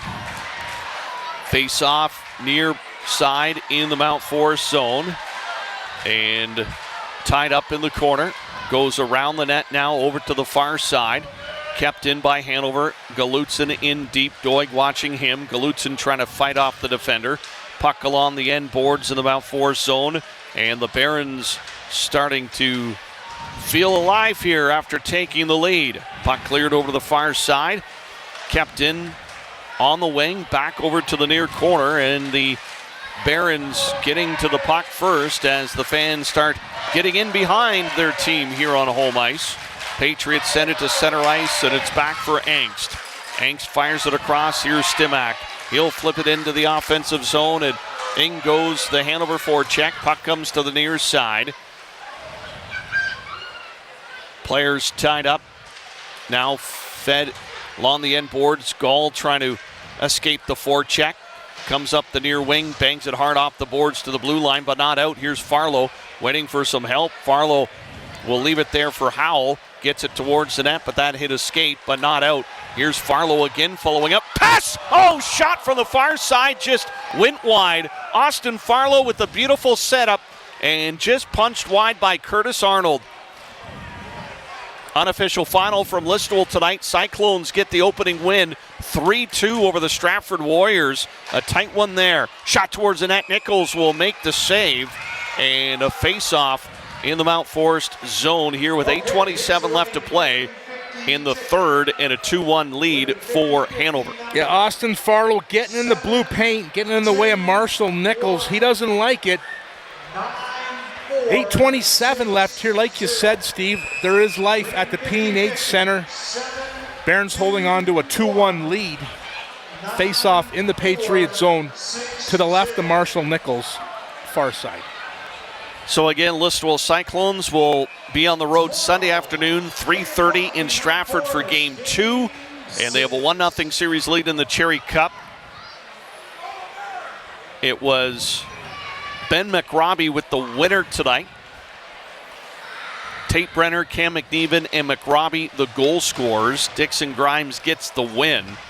And that's a huge, I don't want to say sigh of relief, but definitely, hey, we got one under our belt feeling. But now they got to go to the Allman to play Game 2.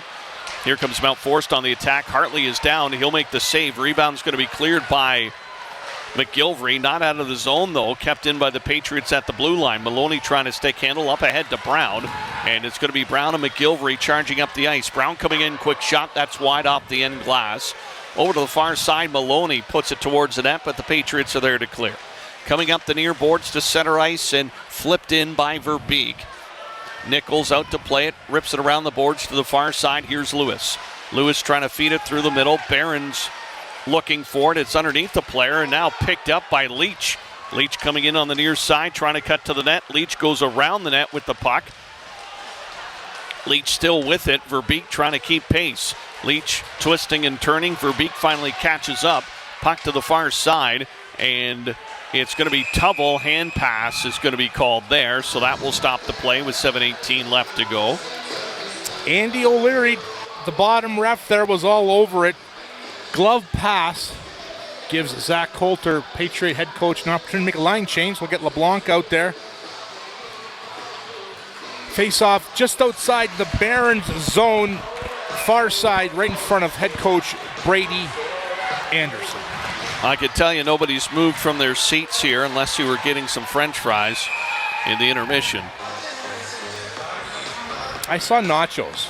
Did you see the nachos? I didn't see the nachos. Yeah. I saw fries. Yeah, they might have been fries, but they were covered, and I thought they were nachos. Something good nonetheless. Yeah. Face off far side out. Side of the blue line, MountForest will have to chase back though. Nichols leaves it there. Jacob Duggan with the go-ahead goal here this evening in the third period. Sitting at 2-1. MountForest trailing as Hartley covers up the puck. Game 6 goes tomorrow night in MountForest. 8 o'clock puck drop will be there for the call. It will be back on CKNX AM 920 radio and CKNX.ca if you pick up the audio stream. Face off to the near side, into the corner. LeBlanc can't catch up to it, goes to the far boards. There's McGurk, able to keep it in. Patriots work it towards the net. It's tipped into the corner, and it's flipped out to center ice. And look out, Galutson trying to poke it ahead. And racing back for it is McClellan. Still time on the clock. Still one shot away. Barron's trying to close it out here. They've had issues at times holding leads in this series. We'll see if they can clamp this one down. Puck goes over to the far boards and it's going to be knocked away. Barons are into the offensive end. Shot blocked as McCary trying to get one off the end boards. Patriots down low, and LeBlanc takes a double whammy there. Patriots get the puck up through center. McClellan can't get there ahead of Duggan. Cleared into the offensive zone. Patriots have it in behind their own net. Over to the far side, back to McGurk. McGurk up ahead to Rowe. Jared Rowe up through center ice, coming up the near side. 2 Barons on him. Hugen following up. Duggan around the net to the far side, and he'll flip it down the ice. And are they going to wave the icing off on this one? No. So the Barons are going to have to keep their players on the sheet. 5:37 left here in the third. No change for the Barons. An adjustment by Zach Coulter. He's looking. And we'll keep that line on. It'll be Hugen, Jared Rowe from Markdale, Ontario, Jackson Gall, Weiler and McKenzie on the back end. Face off to the right of Hartley, far side.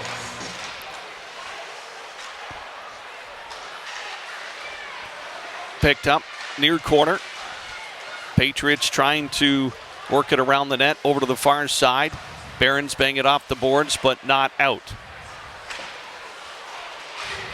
Played out in front of the penalty box and down into the MountForest end. Up the near right wing. Rowe can't get it into the offensive zone. Now he'll sweep it in around the net over to the far side. McIsaac will kick it back to the near boards. And it's Hanover looking to clear. They do. Nice pass to McGilvery. He's into the offensive zone, but MountForest back in numbers. And a high shot saved by Nichols. Cleared over to the far side. MountForest having trouble getting it out of the zone. Here comes Brown. His shot doesn't get through a crowd. McGilvery tried to stick handle, but the Patriots aren't going to clear, and it's down the ice. Over to the far side. Barons trying to get it into the offensive zone, and McGilvery took a stick, and he's shrugging his shoulders at the ref. Play into the Hanover end. Angst steers it over to the near side. And it's MountForest unable to keep it in. Back to the blue line and into the zone. Howell with it, though, for the Barons now. As MountForest had to regroup. Up to the near side. That's going to be picked off by Lytle. He steps in. Quick shot. Hartley with the save. Around the net, comes over to the near side. Lytle, another battle, another shot. Trying to stay with the puck. And now pushed to the blue line, and it just squeezes out. 3:50 to play here in the third period. Out in front, picked off by the Barons off the glass, and the crowd with a little bit of a gasp there. Here's Stimac ahead to Calhoun. Calhoun coming in. Galutin follows up, and his shot is blocked. Galutin comes around the net. No outlet at the point, has to stay with it, sends it off the end boards.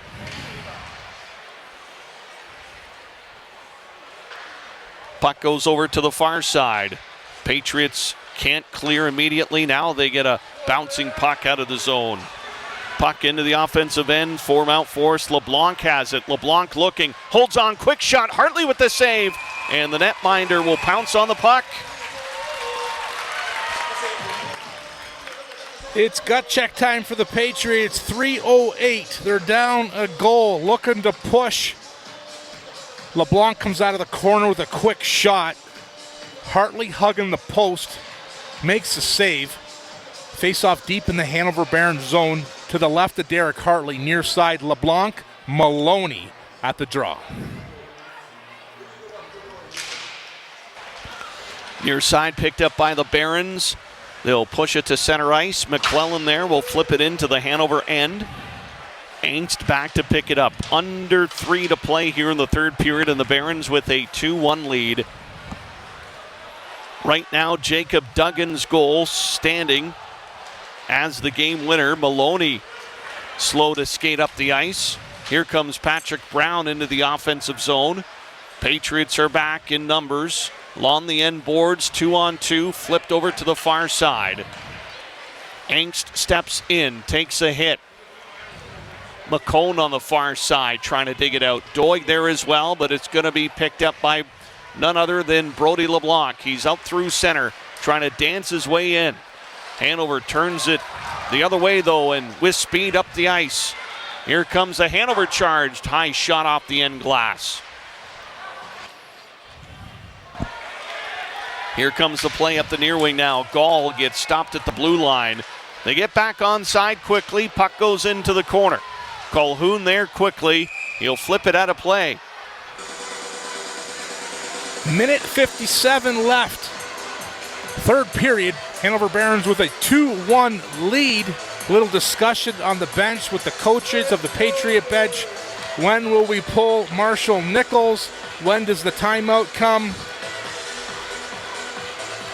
And I believe I have reasonable and probable grounds it will happen now, Steve. That's what I learned at Law and Security.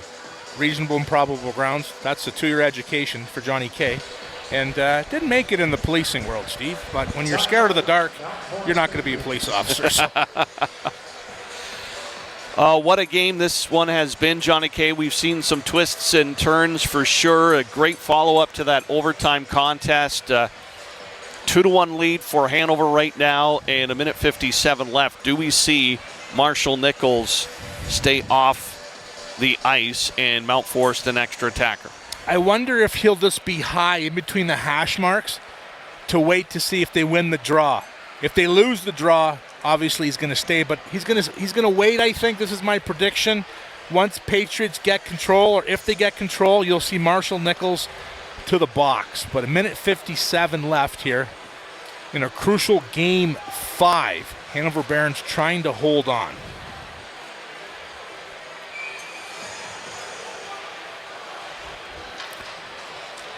Anxious fans here on both sides. You'd like to have a 2-goal lead right now, and Marshall Nichols is on the bench. So MountForest will line up with 6 skaters in the offensive zone. Big face-off coming up here, far side. And it's kicked to the corner, Hanover with the win. Over to the near side.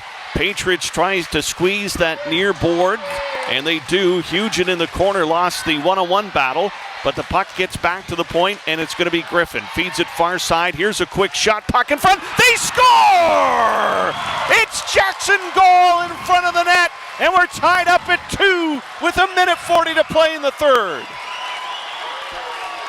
Jackson Goal has the net covered. Quick shot. It was LeBlanc on the half wall. LeBlanc to Griffin. Back to LeBlanc, and then the shot came from the top. A little bit of ruckus in front of the net. Jackson Gall from the peninsula with the tying goal here late in the game. And we're tied, Steve. 17 seconds. It was 1:57 left in the third when MountForest called the timeout. The goal comes with 1:40 left. 17 seconds in the offensive zone with the extra attacker, and MountForest draws even. Shot comes in. Hartley will leave it there for Duggan. So the Barons now will break out. Game, there's a giveaway. Brody LeBlanc coming in. He's got a trailer. LeBlanc, quick shot off a skate. Hugen on the far side will pick it up. Out in front, and that's picked off by Duggan. And look out, Brown on the wing. Trying to squeeze by Doige does. Here comes Brown trying to pass out in front. Nichols is down, and it's underneath the goaltender. And now Duggan comes in late. Nichols will give him a little bit of a shot. Story not ended here. Still 1:03 left in regulation. We're tied at 2. Patriots get away with one. Hugen tries to give the old cross-ice pass to LeBlanc around the ringette line in the Baron zone. It's intercepted. Patrick Brown, Holstein, Ontario native, speed to the other end. Traffic in front of Nichols. We have 1:03 left. Face off to his right, near side. Face-off win by the Patriots. They'll swing it over to the far left wing. Last minute of play in the third period here. Patriots get it to the blue line and in. It's juggled a little bit by Hugen, and Howe will send it off the boards and out. Back to center, and the Patriots get it to the blue line and in. Hugen with a rip.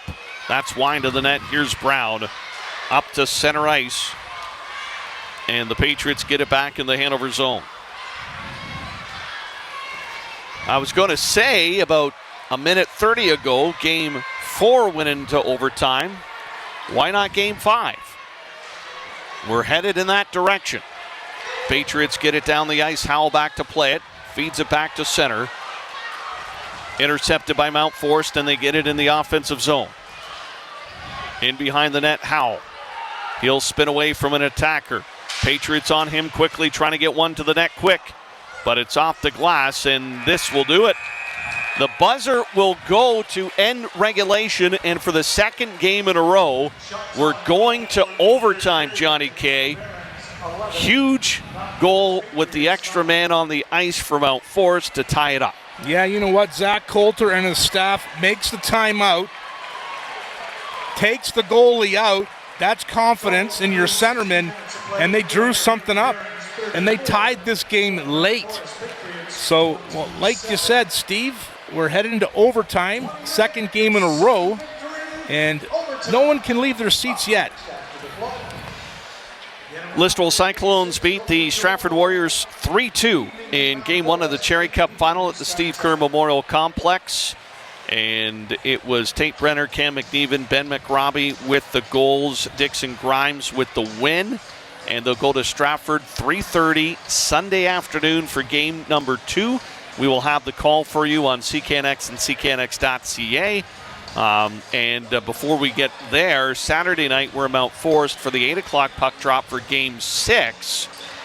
And who's going to come out with the 3-2 series lead after this one?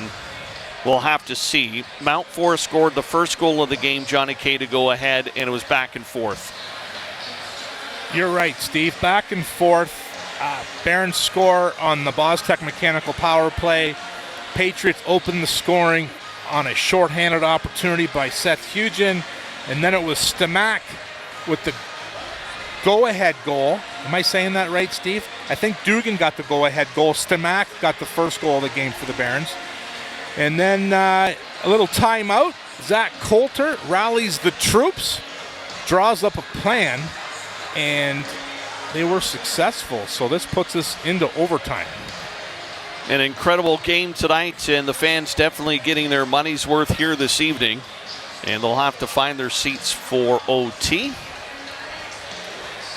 Big game in Lakeshore tonight. It was the Essex 73s. They win tonight, so that is a 3-3. They're going to go to Game 7. Yeah, they're going to have Game 7. Yeah, it was the New Hamburg Firebirds with a 5-2 win over Woodstock. That should finish that series. Grimsby Peach Kings 5-0 over the Dundas Blues. Tempsford 4-2 over Mount Bridges. And that's our game too. But do you remember we were watching the footage on that Woodstock, New Hamburg, on that disallowed goal? I think Woodstock tried to protest that, but you can't protest like an official's call on the ice. If it was something strategic or a call or a missed penalty, or they awarded a penalty shot when they shouldn't have, or vice versa. But if a referee just it's just part of the game and just didn't see the puck go in, I don't think it's protestable. So we'll have to, I know that the people were gathering about it. There was a protest, but that's a big opportunity, because I know New Hamburg goes down and they score, and now they're up 3-1, and it looks like they just won tonight. So we'll have to go to the official bracket to see what happened there. But yeah, sweeps for Alliston and Clarington as well as Napanee. And then you look at Grimsby, they had a 3-1 lead going into tonight, so that series is over. New Hamburg had the 3-1 win, or 3-1 lead going into tonight, so that series is over. Tempsford by Mount Bridges 4-1. So the entire picture is almost settled. Lakeshore and Essex will go to Game 7.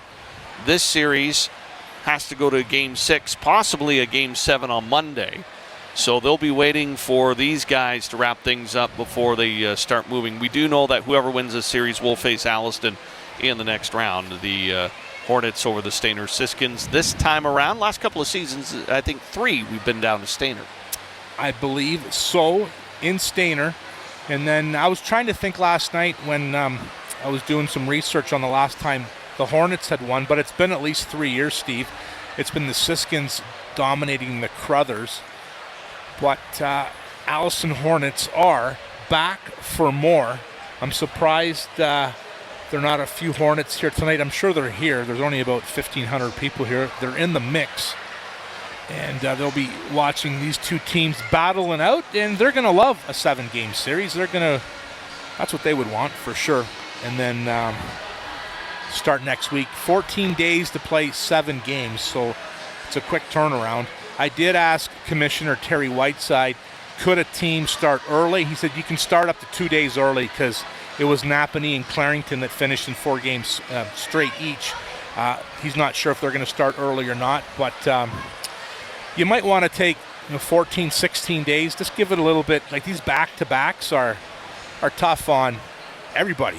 And if you can spread it out a little bit, why not?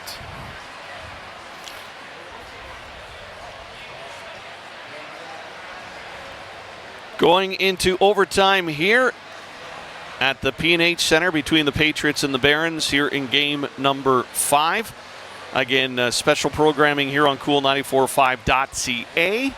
And thank you to the team members involved for this one. Rob Enders, our engineer, Chris Fidali, our program manager, and everybody else who was able to get this all together. Big storyline here in the PJHL. Of course, Listowel beating Stratford tonight 3-2 in the Cherry Cup final.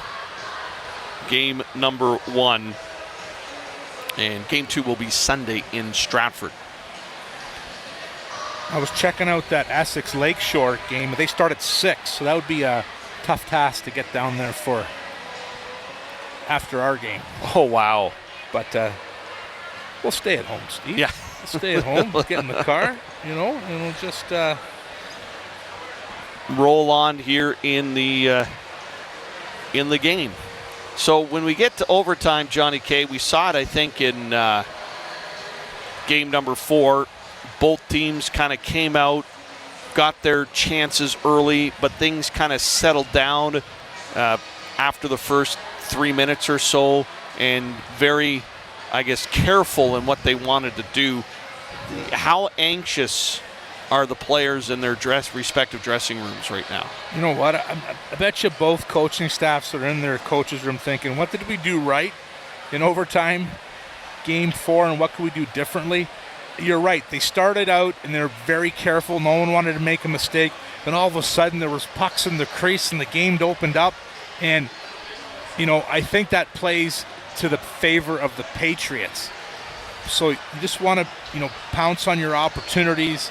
And when you get an opportunity with a puck in the blue paint, you have to bury it, because what usually happens is the other team goes down and scores. So be quick, but don't hurry. That's the famous line, especially in overtime. And who's going to step up?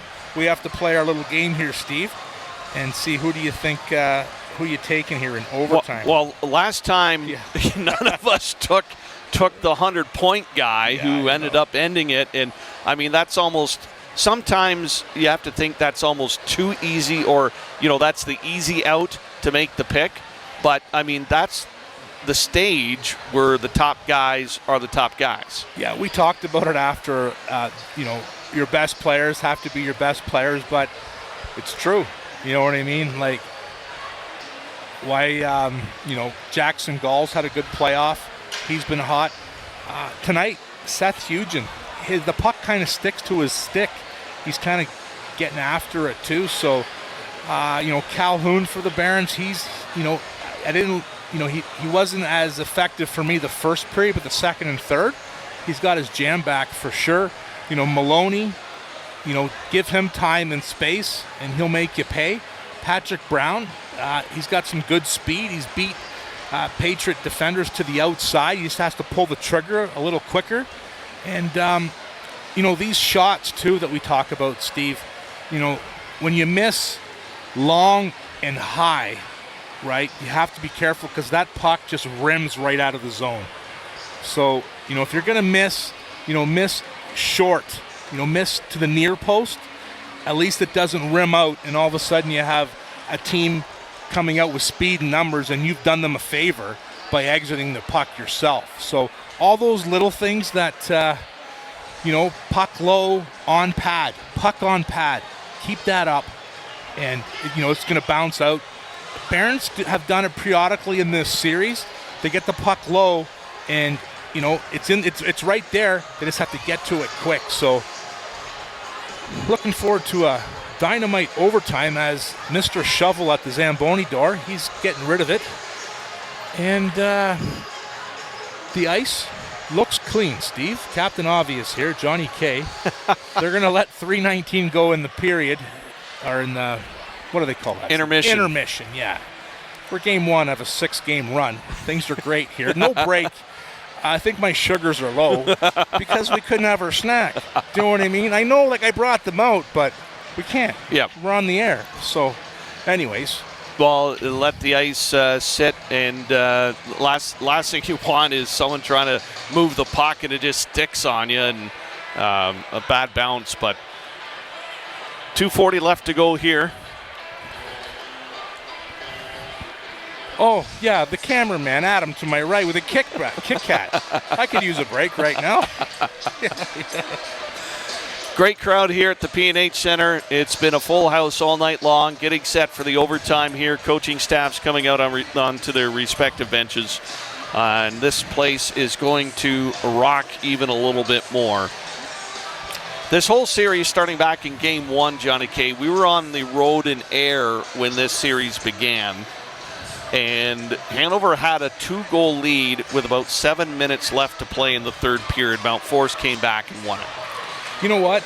And we were shocked because we were calling the tail end of the Air Listowel game, and we thought it was over, stick a fork in it. All of a sudden, Patriots score 2 goals in a minute, and then they go ahead. So lots of emotion, and that's Rick Ryer, the public address announcer, gets everybody fired up here for overtime.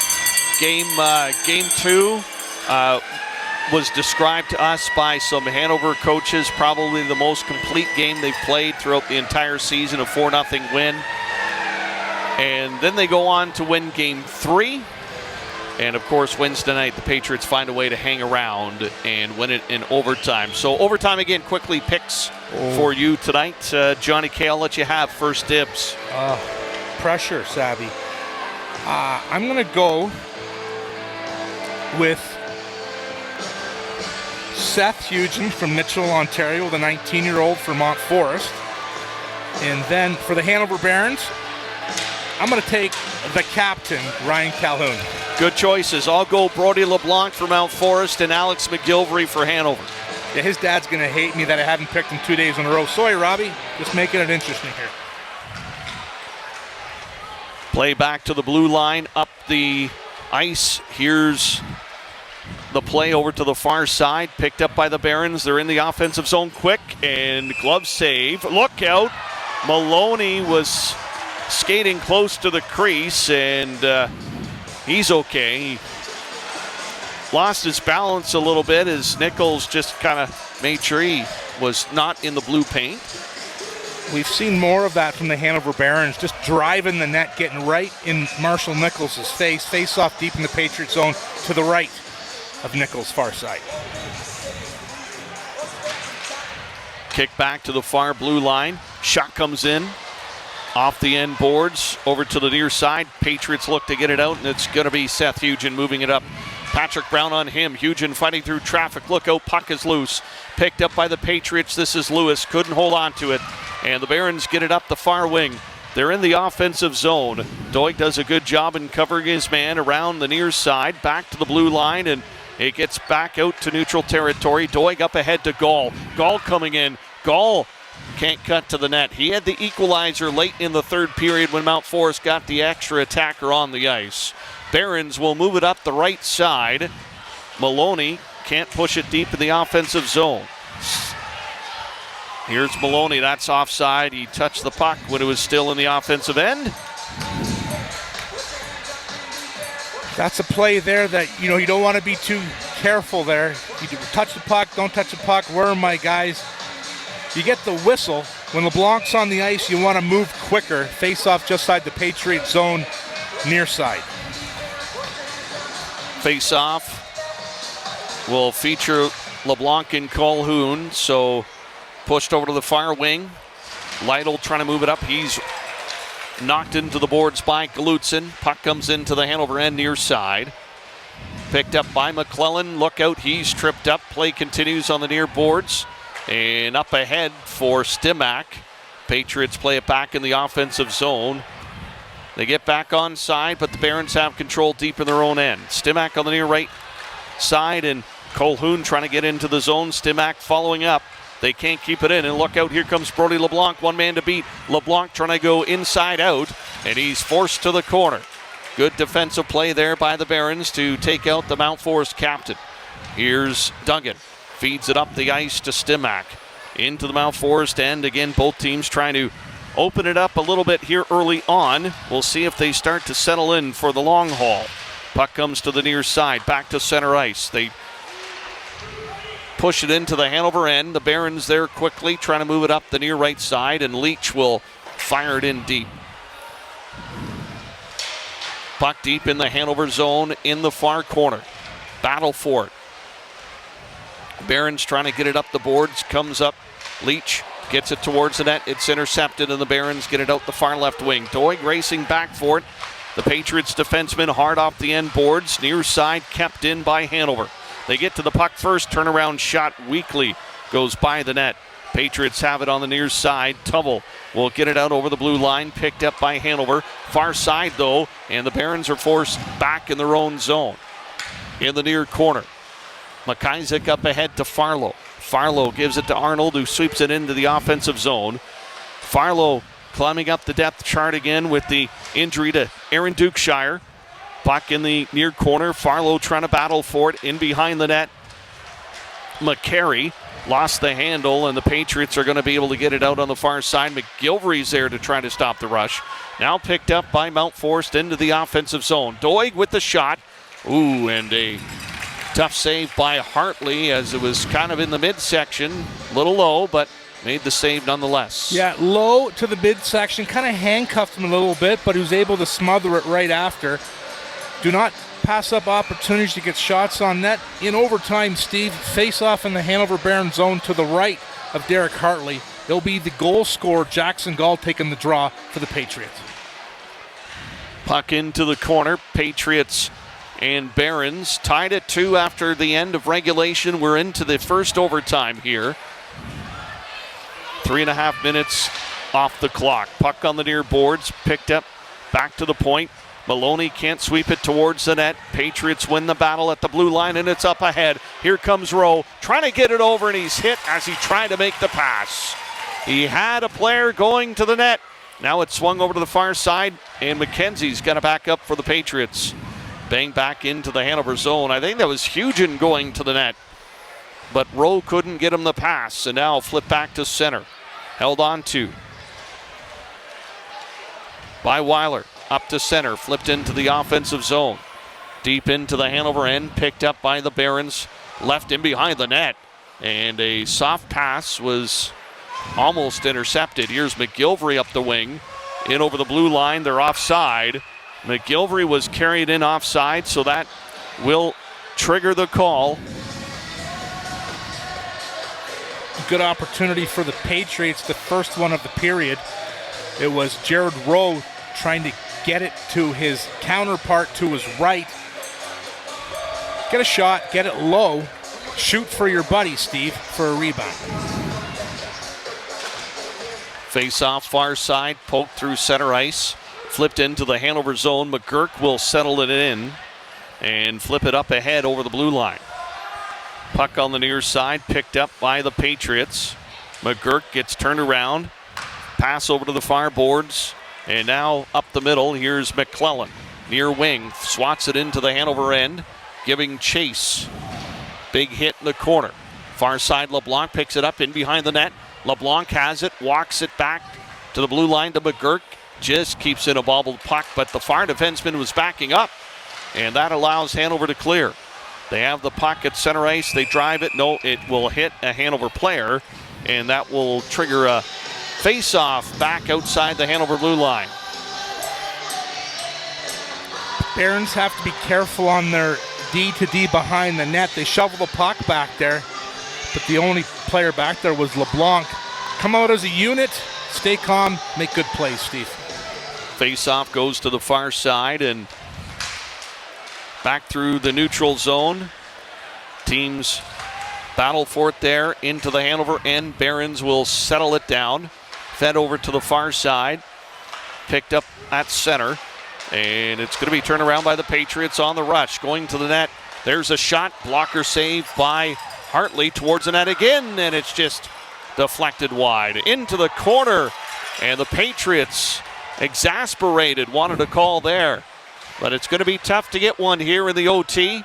14.5 to play in the extra frame. McKenzie towards the net off the paddle of Hartley. Able to get it down along the ice. And some pressure here by the Patriots. Puck in behind the net again. And it's going to be a Hanover clear. Up the near wing. Through the middle to center. And offside is going to be the call. Arnold just stepped in ahead of Farlow. And that will stop that rush. Good pressure by the Patriots, trying to get a turnover below the goal line there. Puck gets out. Offside. Steve, is going to be a face-off just outside the Patriot zone, near side. It's going to be Kyle Maloney and Jackson Gall at the face-off. Near side win for the Barons. And Maloney will fire it into the offensive zone. That chases Doig back. McGurk on the near corner now with it. Up ahead the near side, and a good breakout by the Patriots, and it's into the offensive end. Drop pass. Hugen trying to toe drag. Maloney watching him. Here's Hugen out in front of the net. Far side, and the Patriots are trying to work it down low once again. Back to the far point, kept in by Doig.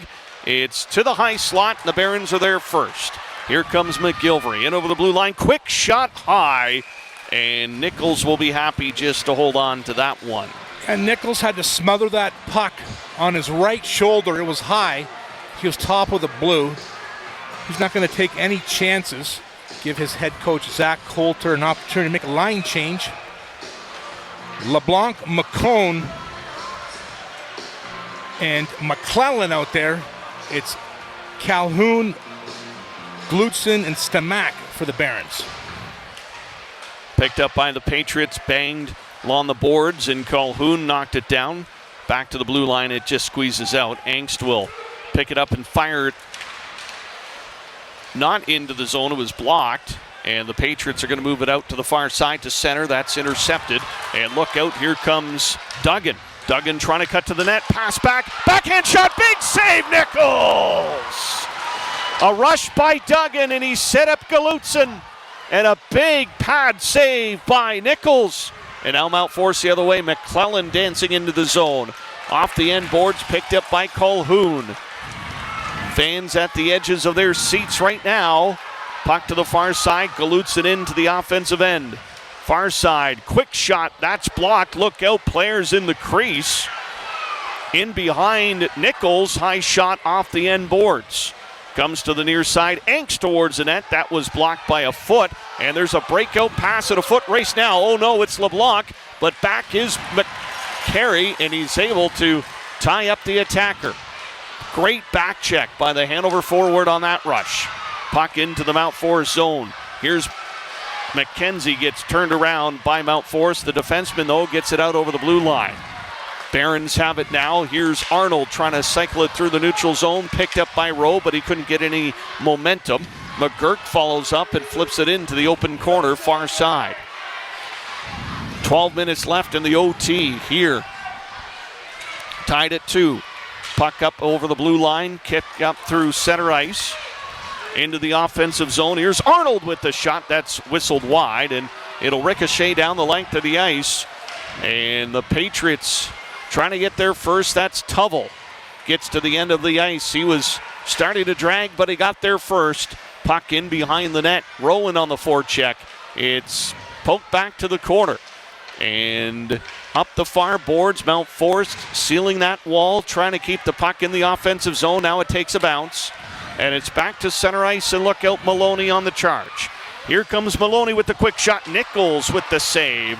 Maloney gets it back. Maloney has it. Quick shot. That's blocked. And that will carry out of the offensive end.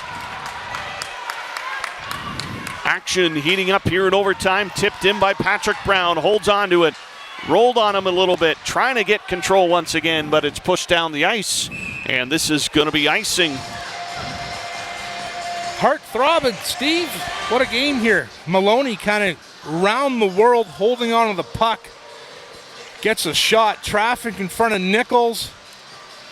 Everything you want. If you're a Hanover Baron, just one more thing you'd love, just to tap it past Nichols here. Face off to his left. He's had the bulk of the work here in overtime. Patriots win the defensive face-off, but they're stopped at center ice. Now followed up by Gall.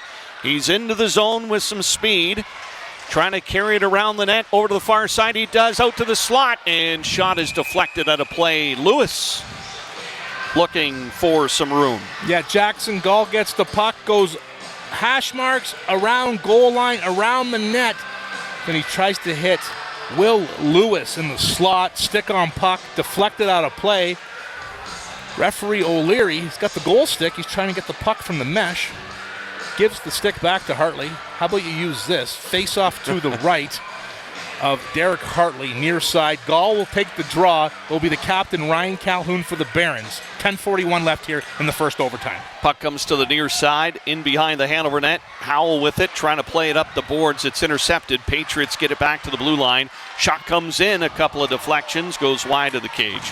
And now off the glass and back to center. McGurk with a fling from center. I don't know what he was trying to do. Anyways, nonetheless, it sailed out of play, and the faceoffs coming outside the MountForest blue line. I think he was looking for the rainbow there, but it was, I'm not sure what the next level up after rainbow, but well, that left on a jet plane. Yeah. Good call, Savvy.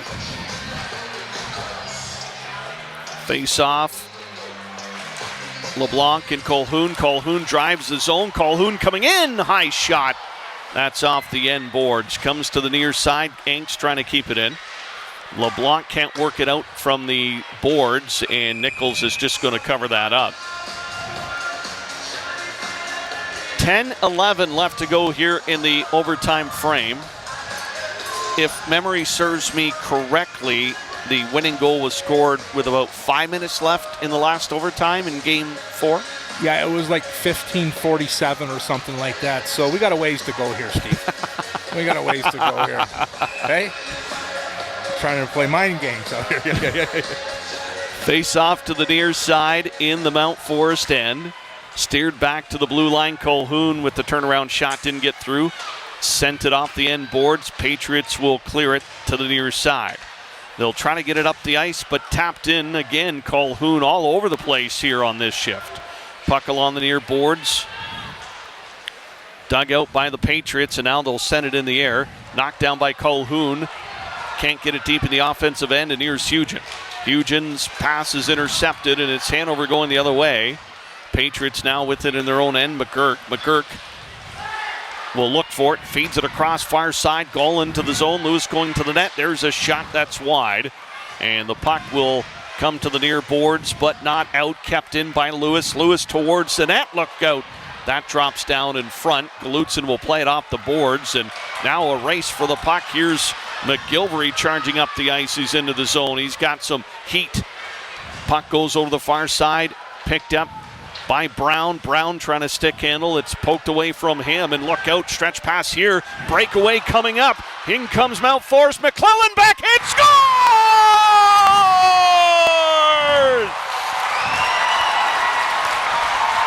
It is number 9, Matt McClellan, and the quick strike again by the MountForest Patriots. 3-2 win in overtime. Patriot defenseman from his own goal line sees McClellan at the far blue line, tape to tape. The MountForest native skates in with speed. There's no numbers because he's by himself. Backhand, forehand. Patriots win in overtime, Steve. Oh my, sets up Game 6 tomorrow night in MountForest. 8 o'clock start. Patriots have a 3-2 series lead right now, after what has been a tremendous Game 4 and now Game 5.